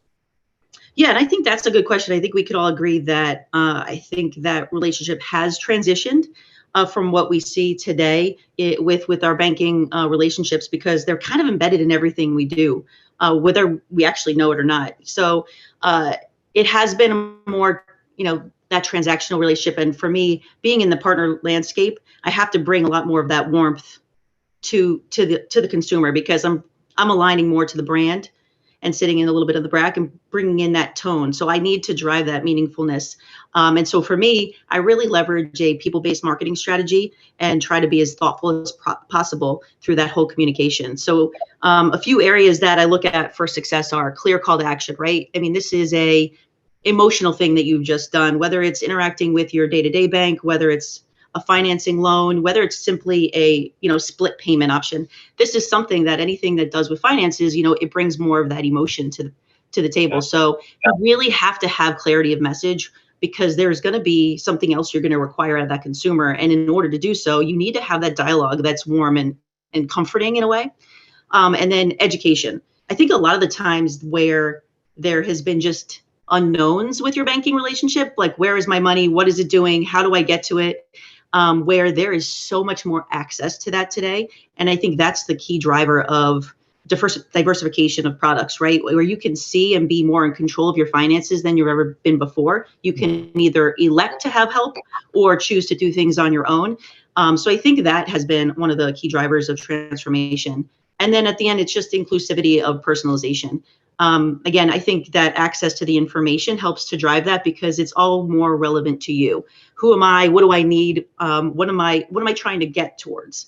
So whether it's a holistic banking from an investment perspective, or something that you need today, because if you need furniture because you've just bought a home, I really need this. So my end result is, how do I get this furniture today? And then how do I afford it? Oh, look, there's this really great line of credit that I could have, and I could then have this furniture today and pay over time. So those are the three areas where I look at for meaningful interactions. And then on top of that, it's all about what we like to call in banking is called an EMOB, which is this early month on book interaction. Yeah. And for me, I came into TD and we only had one single email. And so again, like I said, that's not very warm and comforting. If I just kind of made a purchase, I have to pay you, but I don't know how. So we like to drive this EMOB communication, which is an onboarding series that takes place that helps, not only give you that in first impression, which is needs to be positive so that I can get what I need out of you as the marketer, but also I need to inform you of what happens next. So it's that journey of understanding, hey, listen, here's what this call to action is about. And then, hey, you can expect XYZ from us again. And then you'll hear from us again. And it's all about that continuation of communication to get to the end results of eventually what I want from you is probably to auto pay your bill, drive your preferences, self-service, and also make another transaction. So I think that those are really key elements of those interactions. That's really interesting.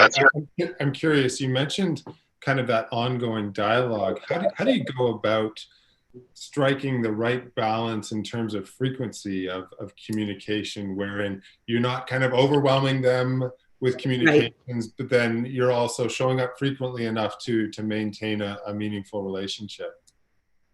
No, that's a good question, and one that I think we get asked a lot, because at the end of the day, I'm building my own engagement customer journey for the customers once they're in the door, but we want and need our partners to also do the same. So that balance of frequency on both ends of the spectrum. But for us, we write really specific business rules. I kind of like to follow the cadence of mostly in my industry, like a 14-day cadence. So, 14 days of a business rule from when I talked to you last time. And then on top of that, that's aligned to all the business rules, is a prioritization. What comes first? What is the most important thing that you want, especially if you have a couple different emails that can go out, or communications or touch points that can happen within the same time frame. And then also, it's all based on behavior. So it's super, super relevant. So, when we're building very hyper-targeted communications that are just relevant to whatever activity is that you just took. So that's the key, is that it's all based on behavior analytics. Yeah, great. You also mentioned kind of the evolving nature of people's relationships with their bank. And, one of the things that we've seen particularly accelerated over the past year and a half is a lot of that relationship shifting online, where people are buying more online and people are leveraging digital payment products. Can you talk a little bit about how TD is taking advantage of this shift to deepen customer engagement? Sure. I mean, this is a super exciting time to be part of this payment landscape, right? So it's an incredible evolution. The speed at which this has all happened, I can't even wrap my head head around sometimes. But the product ecosystem is so large and it's just continually growing. And I'd like to say that there's, at the moment, enough room and space for everybody in the right way. And I think that's the interesting part. But obviously COVID, and this is across industry, this is nothing specific to banking itself, but the digital first habit just accelerated it. It blew up because we were forced to do things differently. And I think we all could agree too, from a generational perspective, when it comes to technology and ease of use, of seamlessness of trying something new, it does tend to skew a little bit younger, just because that trial isn't as big of a barrier for as you age, right? Because I'm in my structure. This is what I do. I know exactly what the outcome is. It fits into my day. I don't want to learn something new. And I think that COVID and the pandemic just accelerated what was already happening. It was just going to probably take longer to get there. The payment landscape has just really just like blown up. And I think it's not just the fact that it's not just contactless or things that you could do that are easy. It's just the peer-to-peer aspect of payment. And the ease of transaction, where, if I don't have cash, how do I get cash so easily? I have to actually go out and get that cash, right? So there's just ease to that that's just phenomenal. And then when it comes to purchasing, I mean, I think it's ridiculous, but time becomes something that, 5 minutes was short, maybe 10 years ago. Now 5 minutes is long. What can really take me 1 minute? And I don't have to, that form is too long. How is this transaction that I'm going to make so seamless that all I need to do is press a button? And the behavior just changes with that. I think that those bigger conglomerate, like the giants of like Amazon, have just transitioned us completely to be so like, this is it. This is convenient. One click and I'm good. I don't have to do anything else because I got to get to that other thing that I've been doing. And without us even knowing, payments, financial services are embedded in our everyday. I don't even know if we realize how much of it is, but it's unbelievable. So I think that it's really like just an awesome time, to be in this exploding space and to kind of navigate it, because there's still so much room to grow. And there's also a lot of challenges. So for us, we're really looking at those cohesive UX experiences. That's the number one. How do we drive some cohesiveness, consistency of messaging? And that's, at the end of the day, what's going to get us to where we need to go internally and externally with our partners. And can you talk to me a little bit about how, like, what that actually looks like if I'm making an online purchase? Like, you mentioned some of your payment programs. I think TD FitLoan is the name of one in particular, I believe. Like, what does that look like when I'm making a purchase online, and how do you show up in a way that makes that a very seamless experience? Sure. I mean, I think that the greatest thing about having an opportunity of having even a financing option when purchasing is looking at, and I think we could, if you look at anything, you could see it this way, is that monthly payment option. Breaking down the total and breaking it over time has become so a part of our norm that you expect to see it everywhere. So when making a payment with the TD FitLoan at checkout, similar to with our revolving line of credit products as well, it's just an ease of seamlessness of understanding, okay, this product here, I'm going to purchase it, I'm going to pay this much a month. Here, look at this information. I'm going to go apply, fill out a few forms, fill out the form.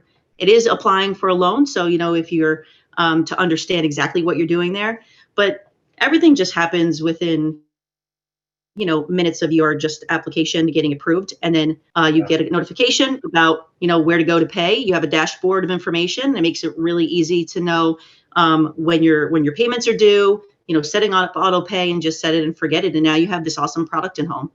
Yeah, well, it's kind of amazing that it can all happen so quickly and seamlessly now. It's very cool. Exactly. I know it's balancing your checkbook, it becomes something that's archaic, right? I don't even know if I ever really did a balancing of a checkbook myself, to be honest. But like it becomes completely different what that means today.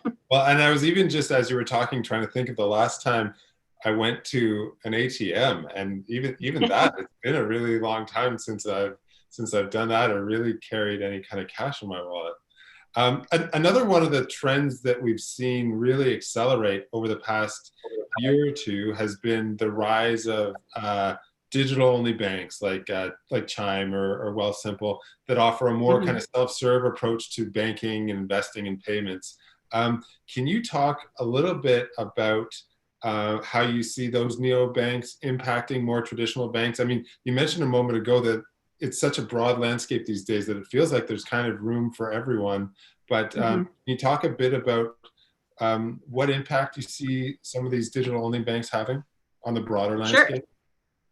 I think it's really, the other interesting component is diversification of options, right? I think what we, and I don't even know, I mean, time has gotten so fast that I can't really pinpoint this moment when we realize that you don't have to have one holistic relationship with an individual bank. And I think that's the challenge being in this financial services industry that we face all the time is having a customer like view that spans across your product of your suite of products. So I could bank, and I am one who does bank at a couple different places. I do diversify, but you can have checking and savings here with another types of savings here with investments here. As long as you're keeping it under control and it's at your fingertips, it makes it a little bit easier. So what I think is interesting, what's happening is this, obviously a digital transformation on the traditional banking side is happening where traditional banks are becoming digital and digital banks are trying to become traditional. I just think that the ease of entry and the opportunity that a digital bank has is that when you have that peer-to-peer payment vehicle and that makes it really seamless and easy to get in, you're already in the customer. You're already a warm lead. They're already engaged with you. So from that perspective, it makes it that barrier of integrating or being introduced to that bank a little bit easier. So I do feel that that's where these digital banks do have a little bit more of an edge on a traditional banking relationship, because as they're growing, now they have credit. They all have a credit card, a debit card, retirement, whatever you need, they can offer it to you. They have interest savings accounts. So I think that competing in that space can be challenging because I don't even know if everyone knows how to even engage with the traditional bank to set up a checking account. Meanwhile, I already have means of entry into these digital payments because I'm already executing and engaging with them at some way with like a peer-to-peer payment. So I think that part is where is really interesting as far as like where we're growing. So, I see it as twofold. It's the way we bank and that digital transformation and how engaging the payment tools are, whether it's you making a transaction online. It could be even in store now. Some of the payment vehicles can be taken in store with QR codes and such, which is also amazing. And then the way we pay. So that also is taking that evolution to a different level. Yeah, that's interesting. I'm curious, knowing that people are often banking with multiple different banks and are kind of going for this mixing and matching approach to their banking, does that impact how you design and market your products, like versus coming at it from a more like holistic approach where we'd like you to do everything with us, knowing that they might be doing their insurance over here and they might have their mortgage over here and their checking over here? Does that change how you think about your products? I think it changes how we think about our products today. Yeah. I couldn't speak, probably not a few years ago. I think we are looking at silos of products, and they're even organized in a bank of a business unit. Like I sit in this side, I don't talk to the person that's over here. And meanwhile, we're going after the same customers. We're looking at the same purview of opportunity, but we're not talking. So my product may get them in the door quicker than yours. But for some reason, like you're the one who's in front of their face. And I think that's where obviously a lot of predictive modeling comes into play with AI from a web perspective. But I do believe that as we think about products today and how to build platforms, that they need to drive flexibility. It's amazing, but the customer, and this is another cross-industry element, is in control. We as consumers are sitting behind the wheel. We are literally driving the evolution of change by our behavior. And when we are, as business owners, think about it, what kind of product could I build that could stand the length of time when that just changes again? So in order to build that, we need to look at flexibility and say, okay, consumers just want to be flexible because they're going to do whatever they want anyway. The options of choice are just, all over the place. So we need platforms that can pivot, can transform, and can be adaptable. So it's no longer, I need to build each time. I just need to transform each time. So what does that mean, and how do we do that? in a way that makes the most sense, so that we're not constantly going back every 10 years and trying to do something different. Yeah, that's really interesting. That's really interesting. I know that retail partnerships are an important part of your role. And kind of looking back at your LinkedIn account and your history, I saw that while you were at JP Morgan Chase, you managed the implementation of the Hyatt credit card product and business strategy. And I was wondering if you could talk to us a little bit about that, what some of the challenges might have been, what some of the learnings might have been that you were able to apply to your role at TD. Sure. Yeah, so I was at Chase for 5 years. I actually come from the agency side prior to banking. So my world has always been about partnerships and relationships. I think I can say that's kind of my thing. I enjoy that, mostly because I don't only get to learn about the industry I'm in, but somebody else's. So, and I could speak to that so greatly because being at Chase, it was an awesome experience, great knowledge sharing. I think it really set me up well for what I do today. Obviously in collaboration with everything I learned from a few different of the agencies that I was able to work within. But, working with Hyatt, they were a tremendous partner. And, the biggest challenge when you're working in retail is having that relationship that goes beyond just the people that you work with.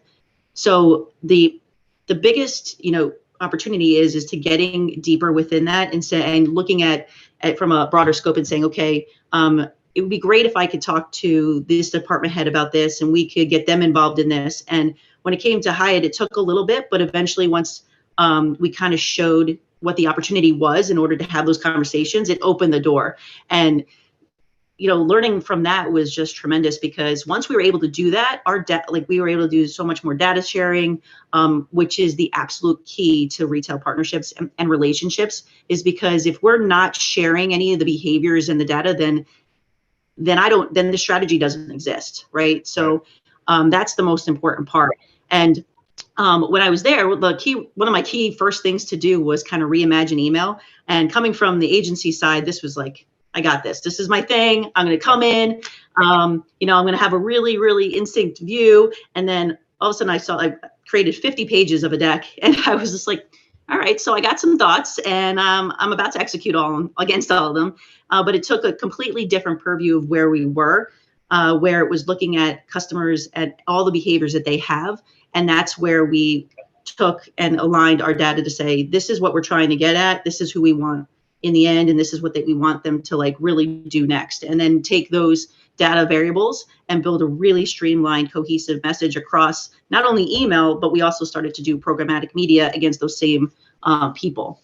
So really diving within the data was the key, element of my experience there, of kind of driving the business in a different direction.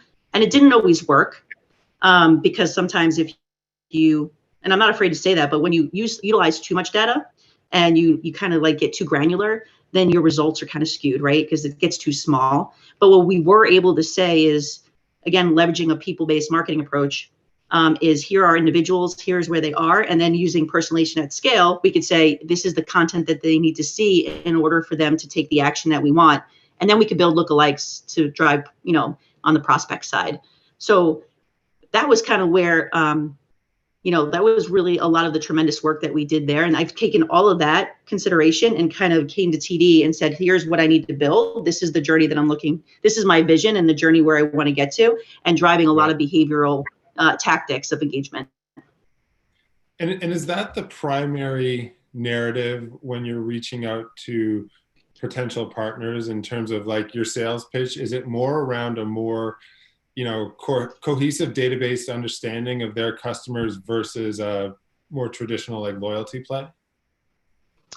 It is. It's a combination of both, but you bring out the word loyalty, right? And I think that another thing that has taken its evolution is loyalty, because I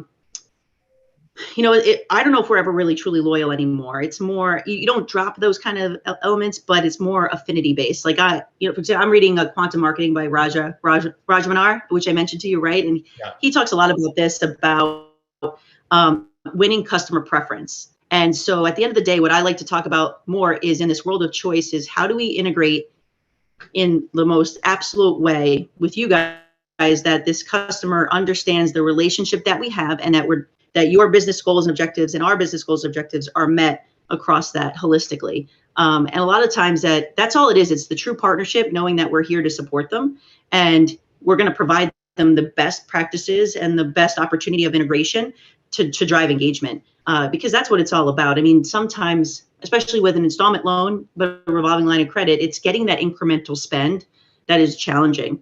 Or even in the co-brand credit card space, outside of the premium acquisition, it's driving that engagement beyond once you get your X amount of points or nights for your spend. How do you keep that product top of wallet? How do you keep our line of credit top of mind? Because it's not the same kind of concept, but being able to drive them back, saying, hey, listen, you have some money to use. Let's reintroduce you. And what's that right message? And that's what partners need to. That's what they want to see from us, is how do we help them establish that? Yeah, absolutely. I've got a couple questions left, but I'll just invite anybody who's watching this to feel free and submit your own questions through the Q&A tool, and we can get to those for our last couple minutes.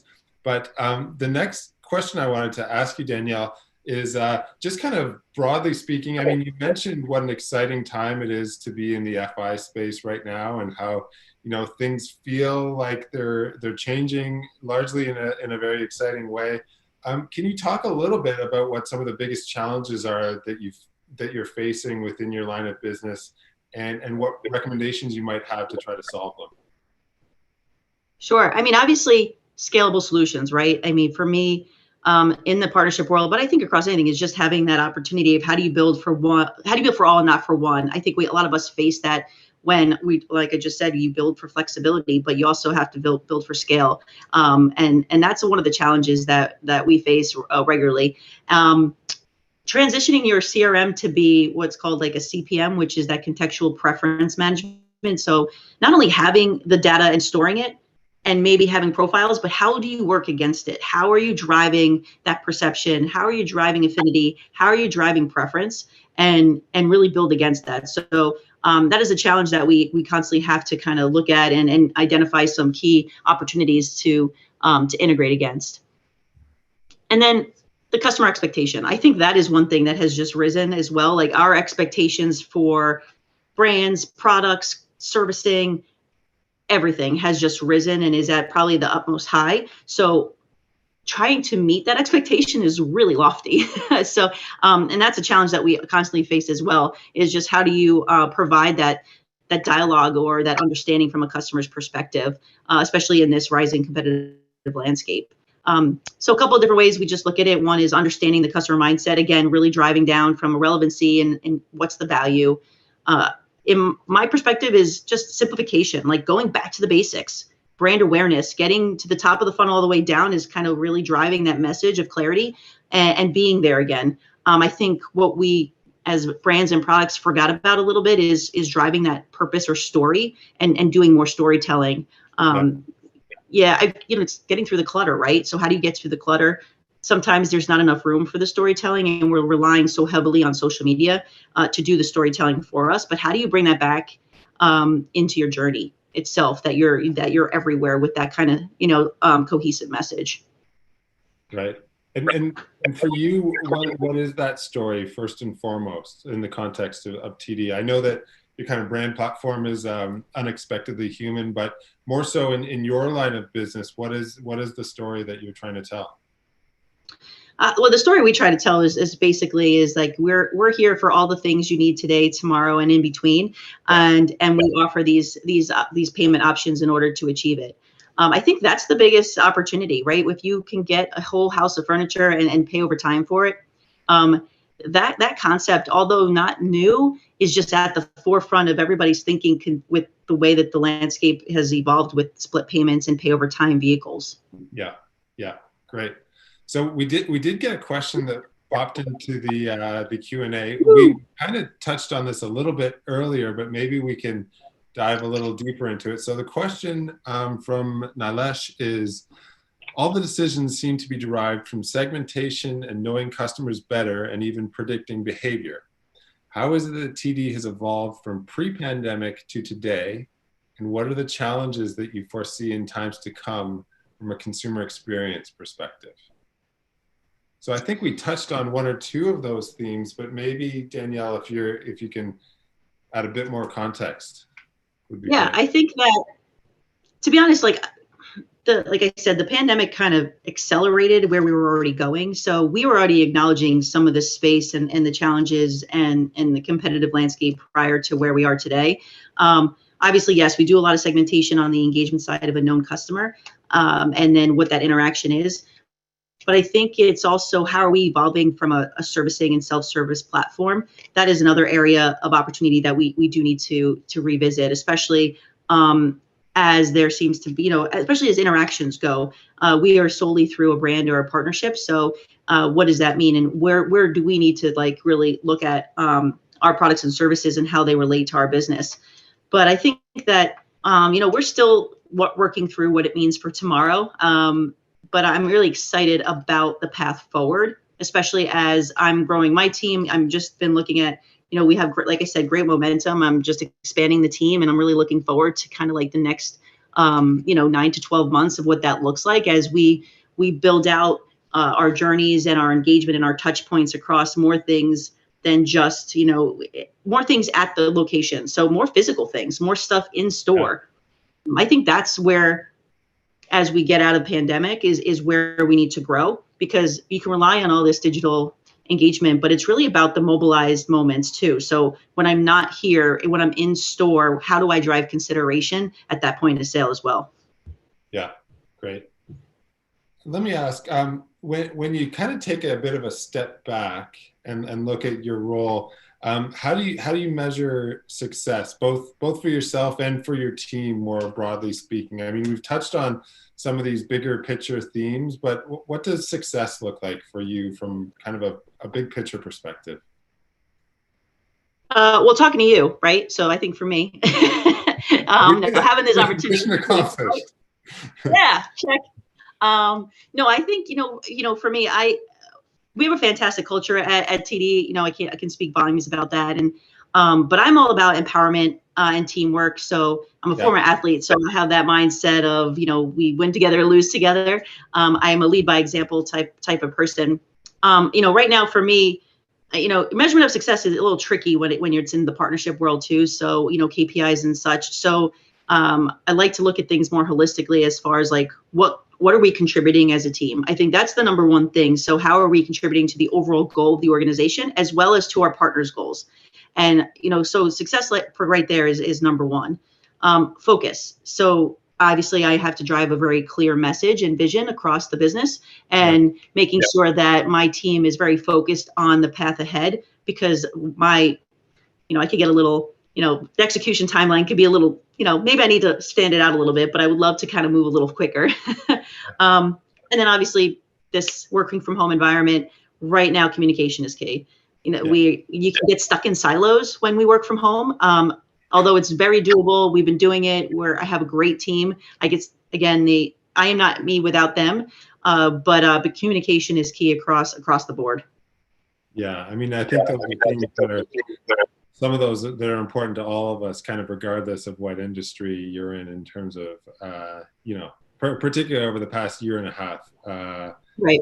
Figuring out ways to communicate and make sure that everybody's able and empowered to do their job in a productive way is really important. I have another kind of lofty question for you, which when I was writing it, I started to think about what the answer would be for myself. So I'm curious to what yours is, and then maybe I can share mine afterwards. But what advice would you give to your younger self at the beginning of your career, given everything you know now? Yeah, I think I'm with you. I probably should write these on my wall. But number one, don't take yourself too seriously, right? I think this space is fun, especially marketing, advertising, right? It doesn't, I don't think, get outside of maybe, coaching a soccer team for me in my second life. But outside of that, like this is a fun place to be. Don't apologize for hard work done. So that's one thing that I had to learn over time. I think that a good example is that 50-page recommendation and proposal for email. I remember very specifically, I walked into that office and I apologized for the heftiness of that deck at the time. And when we walked out, my manager at the time, who was only my manager for a few months, but he gave me this piece of advice that just stuck. He just said, never say you're sorry for hard work and the effort you put into something, because it, especially if it's coming through that this is something that you're really into and that you're going to act on it. And that kind of really stuck with me. And then the last one is, don't be afraid to ask for help. I feel like, asking for help is a strength. It's not a weakness. I have a hard time. I'm still learning that one, like when and the hows to ask for help and what's appropriate, where it doesn't look like I can't do something on my own. And I think that one I really need to put in bold in this office or something. Yeah, no, I think all of those resonate with me, particularly the first one. When I was thinking about what my answer would be to this question, it would be, at the end of the day, it's only advertising, so it should be fun. Don't take it too seriously. We did get 2 new questions pop up in the chat, and I think we have time for maybe 1 or 2 of them. The first of which is, how are you determining where to spend time on emerging technologies? So I know, as we said, the industry is changing rapidly, and it can be tough to tell where to place your bets. So how do you and your team evaluate where you want to put your focus, and how do you try to determine, which ones are going to matter in the years to come? No, I mean, that's a great question. I think that depending on your business and playing to your strengths is how you should focus, right? So sometimes you have to think inside the box versus outside the box. Like, what are your strengths as an organization? Focus on that, and then just build on top of that. But I think that right now I'm all about seamless and flexibility. So what kind of platform and product would drive that end result as far as an organization goes? And then as far as like the team and marketing and the initiatives that I put forth for my immediate team is just looking at all the touch points and how to drive the most desired behavior through them all, and that making sure that we're talking to people the way that they want to be spoken to, and then that'll drive the outcome that we're looking for. Yeah, great. And then I think we have time for this one last question. How do you see media partnerships evolving, especially in TV, in 2021-22? We don't do a lot of obviously TV on my end, but I think that the evolution of the media landscape is an interesting one as well, just because I have some insight into some of that just from some people that I know. But I think it's an important factor to understand that it's not going anywhere. So it's just a matter of, it's kind of the same concept that we're in today, where that customer at the circle at the center has all these options, and you just need to be a part of the space. It's the same concept across the television and broadcast and everything, all the different subscription services that you can offer, but you still need to be there. You still need to evaluate your key demographics and understand where are you going to get the most value out of that person, as either where they are today, or if you have a product that kind of like, grows with somebody as they get older and they age out or age into what you're offering. Yeah. Well, that's great. I mean, I think that's it in terms of questions. So thank you again, Danielle, so much. This has been super informative, and it wasn't necessarily a line of business that I was super familiar with 2 weeks ago. So it's been really informative listening to you talk about it and get your perspective on how things are evolving. So thank you again. Hi, Emily. Yeah, thank you. Yeah, hi guys. Thank you so much. Yeah, to your point there, Tom, it's always great to bring different, leaders from different industries onto our stage and learn more about new, companies and what you all are working on. So we really appreciate you being here, Danielle, and sharing with us some of the, exciting things that your team is doing around consumer engagement. So appreciate you both taking the time to participate. Great. Thank you for having me. Thank you so much. Have a good one. Thank you. You too. Well, what a great panel there. So happy to have them both join us for our session today on consumer engagement. And we are on to our final one of the day, zoomed by, but we are thrilled for, last but certainly not least, fireside chat, where we'll be hearing from Ellen Corey, the Vice President of Global Enterprise Insights and Strategy at Marriott International. She'll be here with us to talk alongside Catherine Fanon, the VP of National Sales for the Central and West at Ground Truth. And don't forget, guys, to submit some questions to our speakers for this final panel of the day. Hi there, how are you? Hi, how are you? Good, thanks for being here. Thank you for having us. Looks like Ellen is getting up and running, but glad to see you have the brand innovators background working well for you. That's right. I never can figure it out myself, so I'm not the best advocate for our own backgrounds, but I love seeing when other people are able to grab them. So in my view, it looks backwards, but I think in your, everyone can see the right thing. Yes, so, it looks right for us. No, it always messes me up. Yeah, that would definitely mess with my mind a bit, but you look all set from here, and looks like Ellen is on board. So welcome.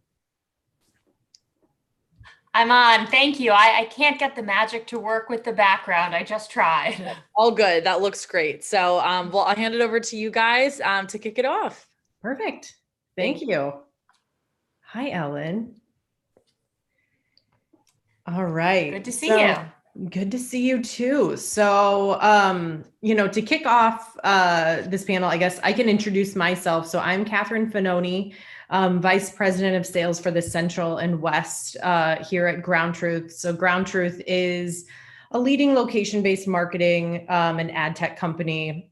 We help brands connect insights for key audiences and connect those insights to targeting tactics across mobile, desktop, CTV, OTT. So that's who I am. Ellen, I would love for you to tell us a bit about yourself, about your role, and maybe a little bit of your background as well. Sure. Thank you for having me on today. I'm the Vice President of Global Enterprise Insight and Strategy at Marriott, where I lead a global team that formulates enterprise-level consumer insights and helps define long-range enterprise customer strategy. Prior to this role, I served as Vice President of Brand for Design Hotels, one of my favorite brands under Marriott. Check it out if you're not familiar with it. And before that was Senior Director of Customer Experience and Innovation, supporting distribution strategy within Marriott, and then worked in marketing consulting at Marriott internally. Prior to Marriott, where I've been for about 6 years, I worked as a consultant at the Boston Consulting Group in the DC area and in Australia. And I have a bachelor's in economics and political science, as well as a master's in applied physics and an MBA. Very impressive. Very impressive. So excited to kick off our conversation today. For anyone, in the crowd, please submit questions. We will get to them, throughout our conversation or at the end. So please don't be shy in asking those questions, because we have an amazing resource in Ellen today. So we will kick it off. It's been a wacky 18 months. So would love your thoughts on just, what are some of the key changes Marriott has made over the last 18 months? How have you had to adapt? And then maybe a more broad question is, what are you seeing across the travel vertical in general? Sure. So it has been a very dynamic 18 months. I think one of the things that Marriott is great at is adapting, really getting to know the consumer and see how the consumer is changing. We have seen a lot of changes both broadly for the consumer and then specifically for the travel industry, and have worked pretty hard to adapt quickly to those. I think the first one, of course, was the drop off in travel. And then the way that travel changed, even when it did start to come back, we really saw a shift towards leisure, even from our frequent business travelers across the industry. You saw less business travel, less large group travel, and a lot more focus on leisure. This was sort of coupled as well with remote work, which I think most of us are familiar with, or in some cases, hybrid work locations, which enabled people to have a little bit more flexibility, whether it was remote schooling for children and being able to travel with families in a way they couldn't in the past, or extending trips so that they could travel on different days. And in response to that, we've launched a few different things. One, work anywhere. I think a lot of us have had to convert spaces in our house to make more workspace, or for us or for children.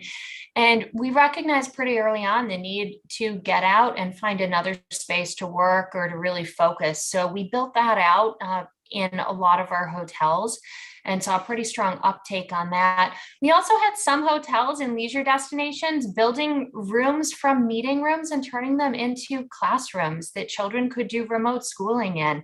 So if a family wanted to travel and their kids still had remote school, some of the hotels were able to really be nimble and find an opportunity and build that out. So I think some of that shift towards leisure, we've of course shifted some of the marketing that way as well. And then there's also been a significant trend. We saw this even before COVID toward more drive to travel. Of course, during COVID, people's willingness to drive, how many hours has risen, but we have seen a lot of people really focused on not just domestic travel, but real drive to and staycations, and also shifting away from some of those traditional urban destinations to more rural or secondary and tertiary cities, and particularly national parks. So Marriott has a partnership with national parks in the US. And you've probably all heard anecdotally people lining up at national parks trying to get in, and then they fill up. So really focusing on some of those outdoor experiences and building relationships and the role that the hotels can play in helping people build those experiences in this uncertain time.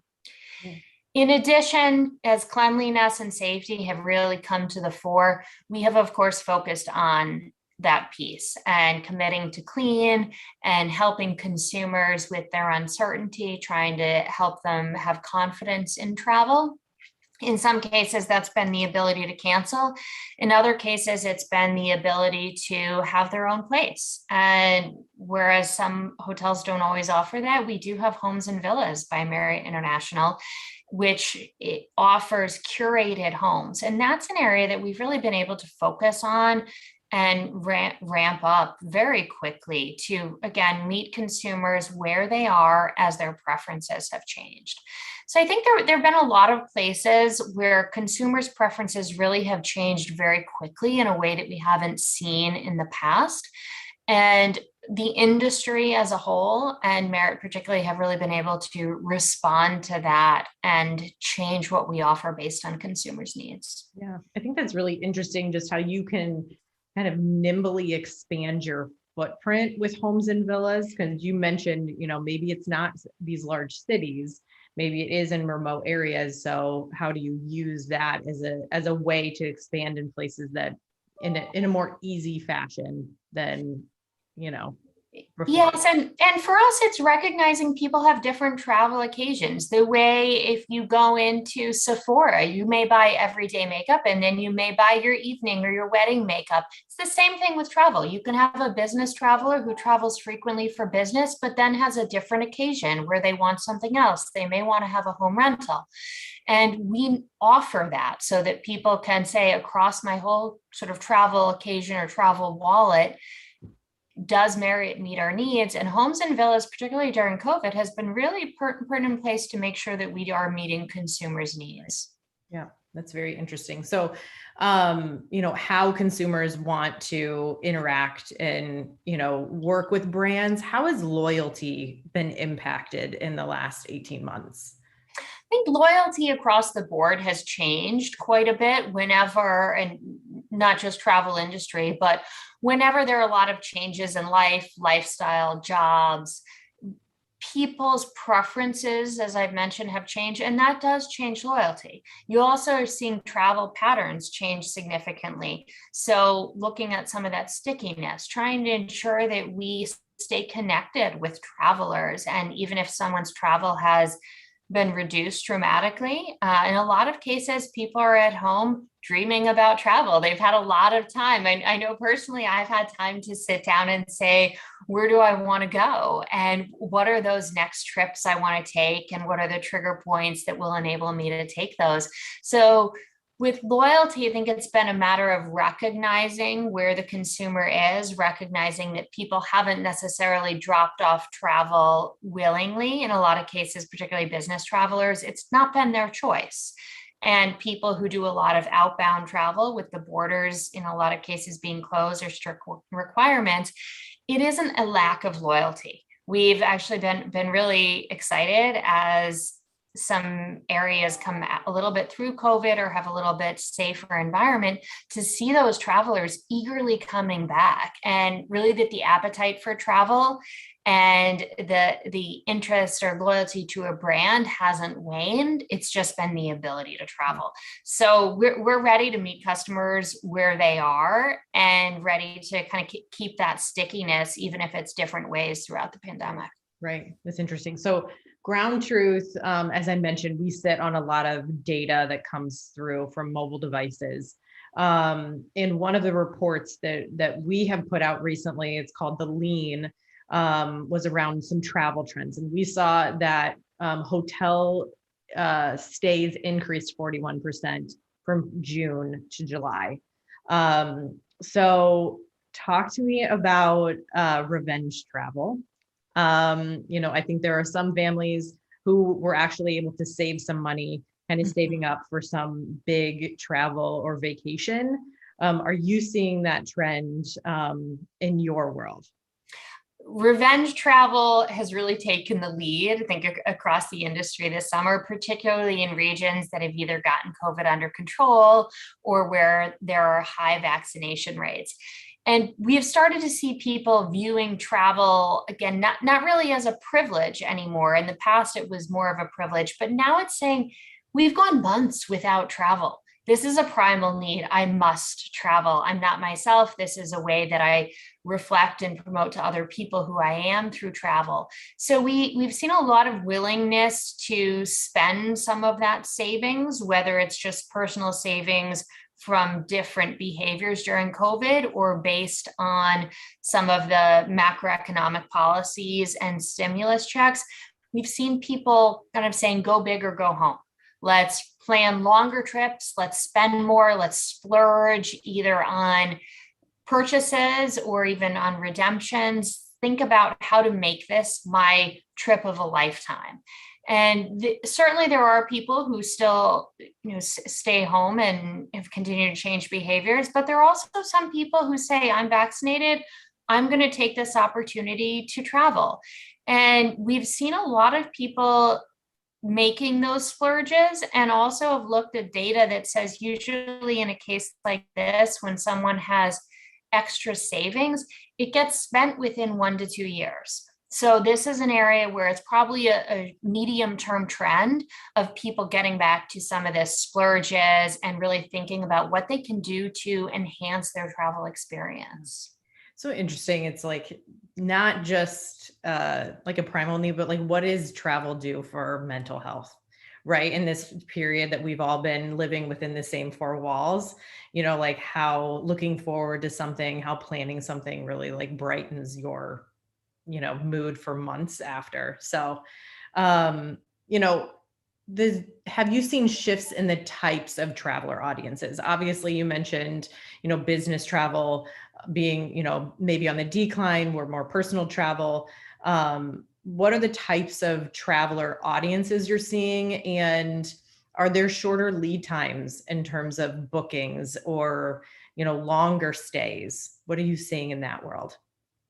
Yeah, I think some of the things that are contributing to changes, again, are those factors like flexible work from home arrangements and ability to either do last minute travel or take longer vacations, seeing a little bit less in focused travel, whereas in the past you might have just seen Friday through Sunday. People really do have that flexibility to travel a bit at different times, and particularly as we've seen drive to pick up, that gives a little bit more flexibility as well. You're not having to always book flights with significant lead time.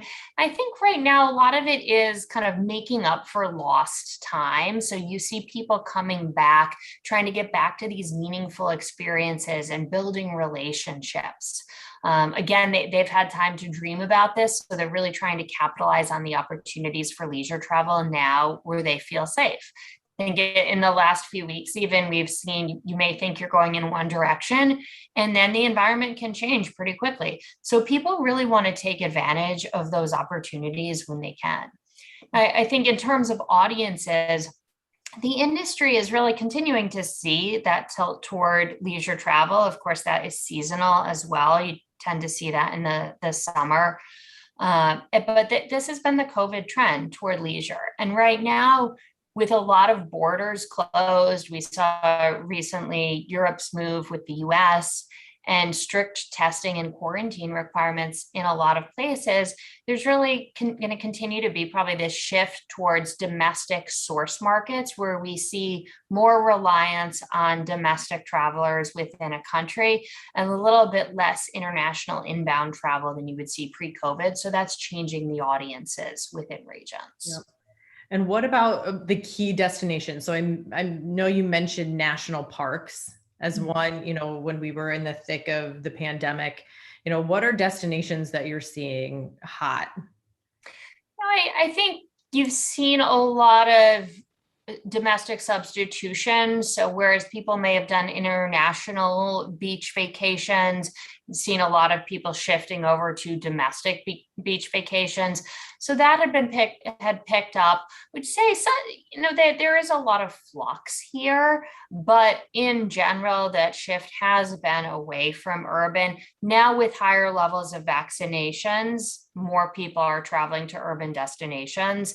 But it's something that we expect that shift to secondary, tertiary destinations to continue to some extent, partly because it reflects consumer trends of wanting to be involved in a community, wanting to have purposeful travel, go somewhere off the beaten path, and also sustainable travel. You have cities like Venice that in the past have been really overrun by tourists, or cruise ports where the city gets overrun by that cruise during the day. And people have really started to think about that. I think early in the pandemic, you saw some of the pictures coming out of Angkor Wat, pretty hot tourist destination, saying, what does it look like when you don't have this influx of tourists? So people are thinking a little bit more in terms of sustainable travel. And that I think longer term is going to change destinations as well. Interesting. Yep. And I think also, how do other things affect the city piece? I know we discussed, Broadway coming back or concerts coming back, where that was a reason to travel. Like those things are in some areas coming back. So I'm sure that influences travel as well. It certainly does. I think there are the things that everyone associates with big cities that they expect and were sort of the historical reasons of going to that destination. But the cities have had their own campaigns too, to say, what else can we offer that's outdoors? You've seen a lot of indoor things move outdoors, a lot more focus from city and destination marketing teams coming out and saying, these are the types of itineraries you could do. This is what you could do that's safe. So I think as those get more developed, the concern about what is missing has been mitigated to some extent. And people have just started to shift their vision of what they would do in a destination. Interesting. That's very interesting. So looking ahead a bit, how is Marriott preparing for the upcoming holiday season? Obviously Delta, there's a lot of unknowns. So how do you keep your consumers engaged in a period that is still in some cases uncertain? What do 4 months from now look like? And has there been a shift in your marketing message, to talk to that, to speak to that? Yeah, it's hard to think forward to the holidays, right? In 2019, I think that probably would have been an easier question to answer, to say, this is what we're planning and this is where we think the trends are. And right now, it really is just so dynamic. You ask anyone, what are your holiday plans? people don't even know Halloween plans right now, and let alone to think even beyond that and to say, what is it going to look like? What is the winter going to bring? When are child vaccinations going to be approved? What are the boosters and the efficacy going to look like with some of the new variants? So right now, there are just so many unknowns, not just from the corporate business perspective, but really from the consumer perspective. So across the industry, I think everyone's really trying to meet consumers where they are, and then enabling them to engage how they feel comfortable. And for some people, that's going to be digital engagement and starting to think about, where can I go once I feel safe, whatever that person's triggers are. Other people, yes, it's going to be, okay, it's Tuesday, where can I go Friday? Let me think about it because I'm vaccinated and I'm in a low, COVID area, and I feel confident doing that. So I think we're really focused on, where are the consumers going to be at that point, and how are their needs and preferences going to change? We've seen a lot on wellness and personal growth, and Marriott recently launched a global marketing campaign, The Power of Travel, showing how travel can really serve as a pathway to personal growth, focusing on where can we take you, and showcasing sort of not just the destinations physically where we can take you, but the experiences that we can offer. I think that goes to your point about wellness and mental health and travel as an opportunity for rejuvenation, whether it is your far-flung trip to the Maldives for a week, or it's going to your local hotel for a staycation and a spa visit. And where can we take you, not just in destination, but where can we take you mentally, emotionally, in terms of your well-being and your relationships? So we're thinking about that, and again, really giving customers what they need, whether it's right now or in a few months. Yeah, it's interesting. And I think, talking about what people needs and what their focuses are, I think COVID has also, from a consumer perspective and all of kind of the social movements and everything of 2020, consumers want to support brands that align with their values. So consumers want to support them, champion brands that align with their expression of self. So what are the causes and values that Marriott has aligned themselves with in the last 18 months, maybe more than they had before? So we've certainly seen that as well. Customers are using their purchases more to help define themselves and tell other people what they believe in. So it's not just about whether a brand has the product that meets their needs, but does that brand's values align with them? And they view it as purchasing something from that brand is suggesting that they support that company's values. Marriott does a lot in this area. I think I'll focus on two that kind of matter to me personally. One of them is sustainability. This is really paramount right now. We see a lot of companies, not necessarily travel companies, but companies in general, thinking about sustainability and thinking about it in their travel policies, and how they're doing something from the basics of carbon offsets to different policies. You see the trend of slow travel, where companies might say you can take a train or something that is a little bit lower carbon footprint and take a longer trip. Change your business trip. So we've seen a lot of that, and Marriott has done quite a bit on sustainability. One of the more visible things is trying to shift away from the single-use plastic toiletries. I know I've grown up loving those. They're always fun, but moving away from some of that, as you think about not just does it end up in a landfill, but what's the carbon footprint to produce that? What's the carbon footprint to get it to the hotel? So shifting away from that and thinking about other ways that we can really lead in sustainability and promote sustainable travel, because in the future, that's an area that people really are going to make decisions based on sustainability of those trips. One other area that really is pertinent right now, given what's happening in the world, is human trafficking. And Marriott has been a leader in this for a while. They had developed training for everyone from corporate down to front desk, housekeeping across the industry, and had shared that training before COVID.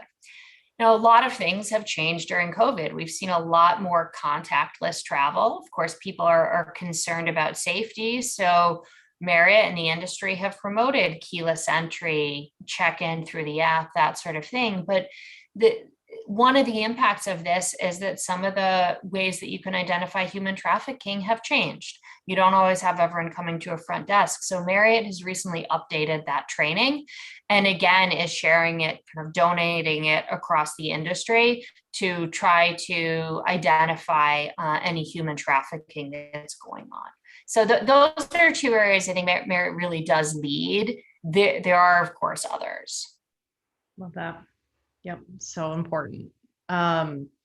So we have two more questions. So everyone in the crowd, feel free to keep, submitting questions through the chat, and we'll get those in just a few questions.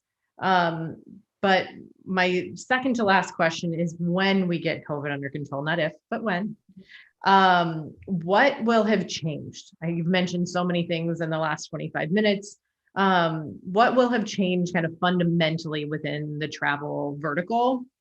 And what are the big opportunities that you see for Marriott? I'd focus on three areas there. The first one is the change in business travel. A lot of companies are going remote, going hybrid, enabling people to get a little more work-life balance, come into the office a little bit less as they've realized that people really are incredibly productive remotely. So that's going to shift business travel. I won't say cause a permanent decrease, but it will shift it. And I think you will see I was a 3-night-a-week traveling consultant for a while myself. So you'll see some changes, perhaps reductions in some areas like that, but you're also going to see companies such as smaller companies or teams or startups that are saying we're going to reduce our corporate footprint. We're not going to have a lease anymore, and we're going to do more small group experiential meetings.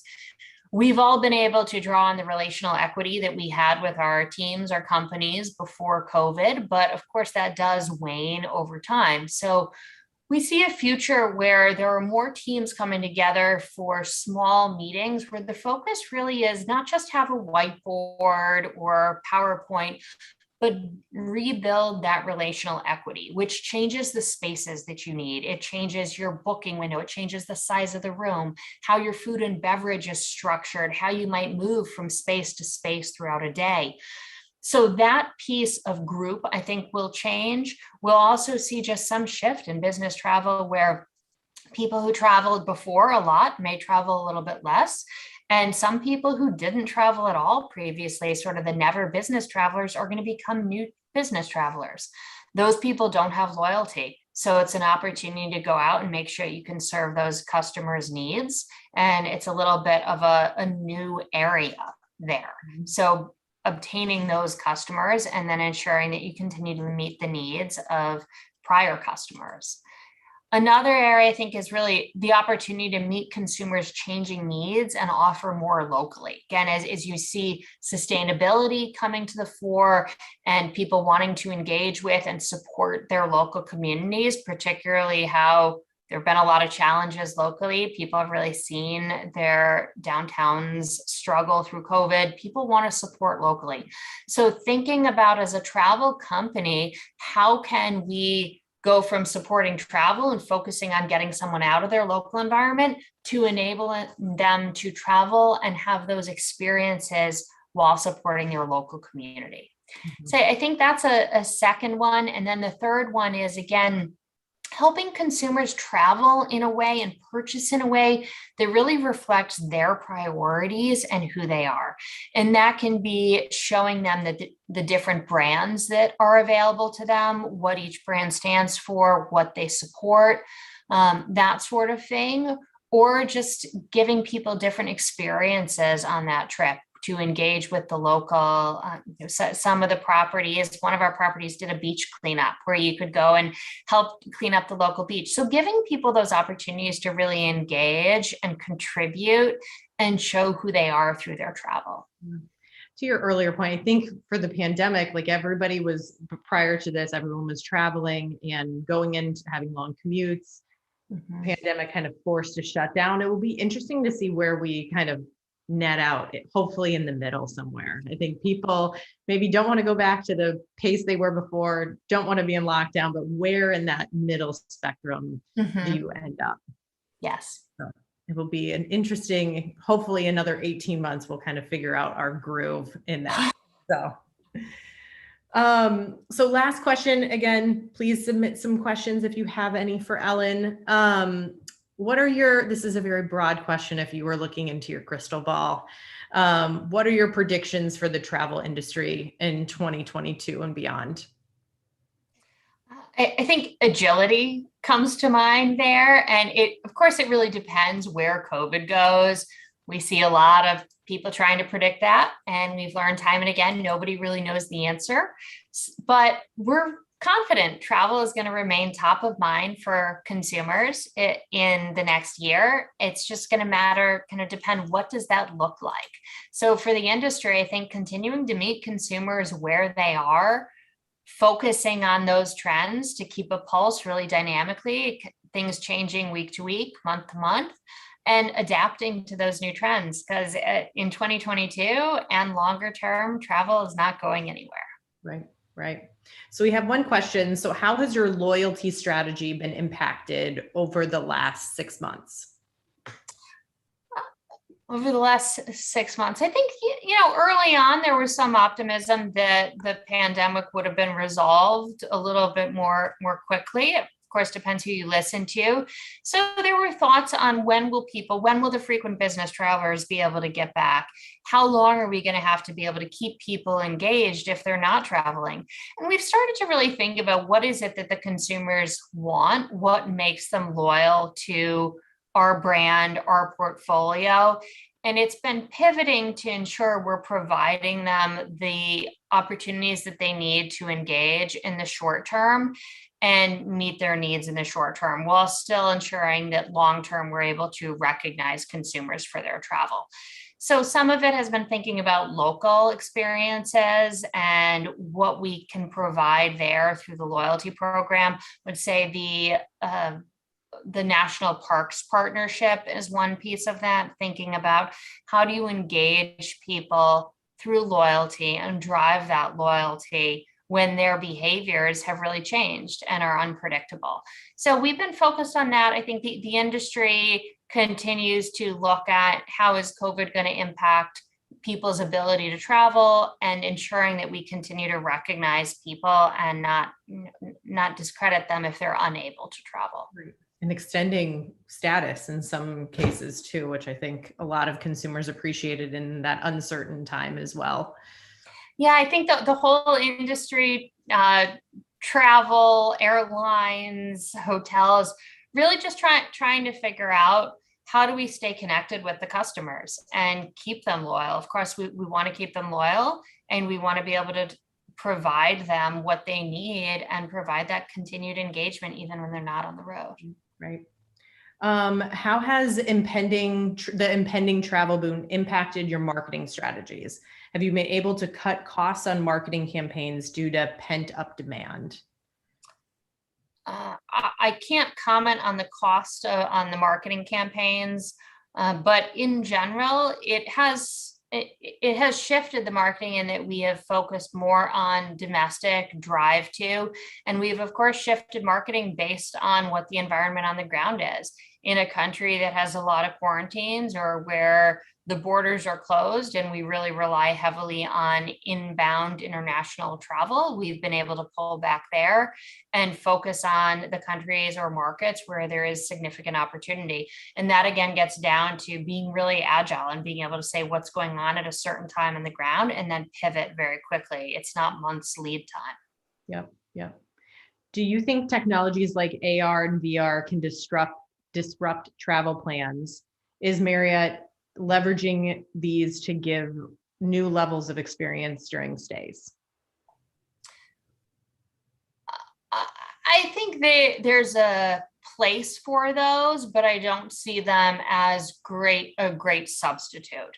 I think they're there more as inspiration. And when we think about the shop and book kind of journey from inspiration all the way through post-trip reflection, there certainly is a place for that. But I don't think it's something that's going to be significantly changing the demand for travel long-term. All right. I think those are all the questions. If there's any other last minute straggler questions, feel free to post them in the chat. I'll give it a minute.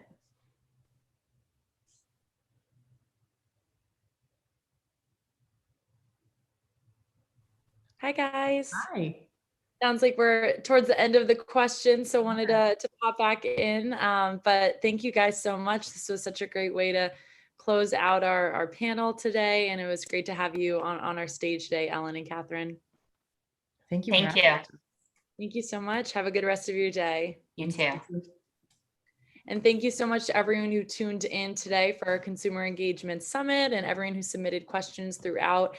We so appreciate your support of Brand Innovators virtually, and we hope to be back, in person with these programs hopefully soon. But we hope to have you all join us again for our next live cast, which will be tomorrow, September 1st. All about C-suite and marketing leadership. So we'll have some really great marketing leaders on our stage, and we hope to have you back.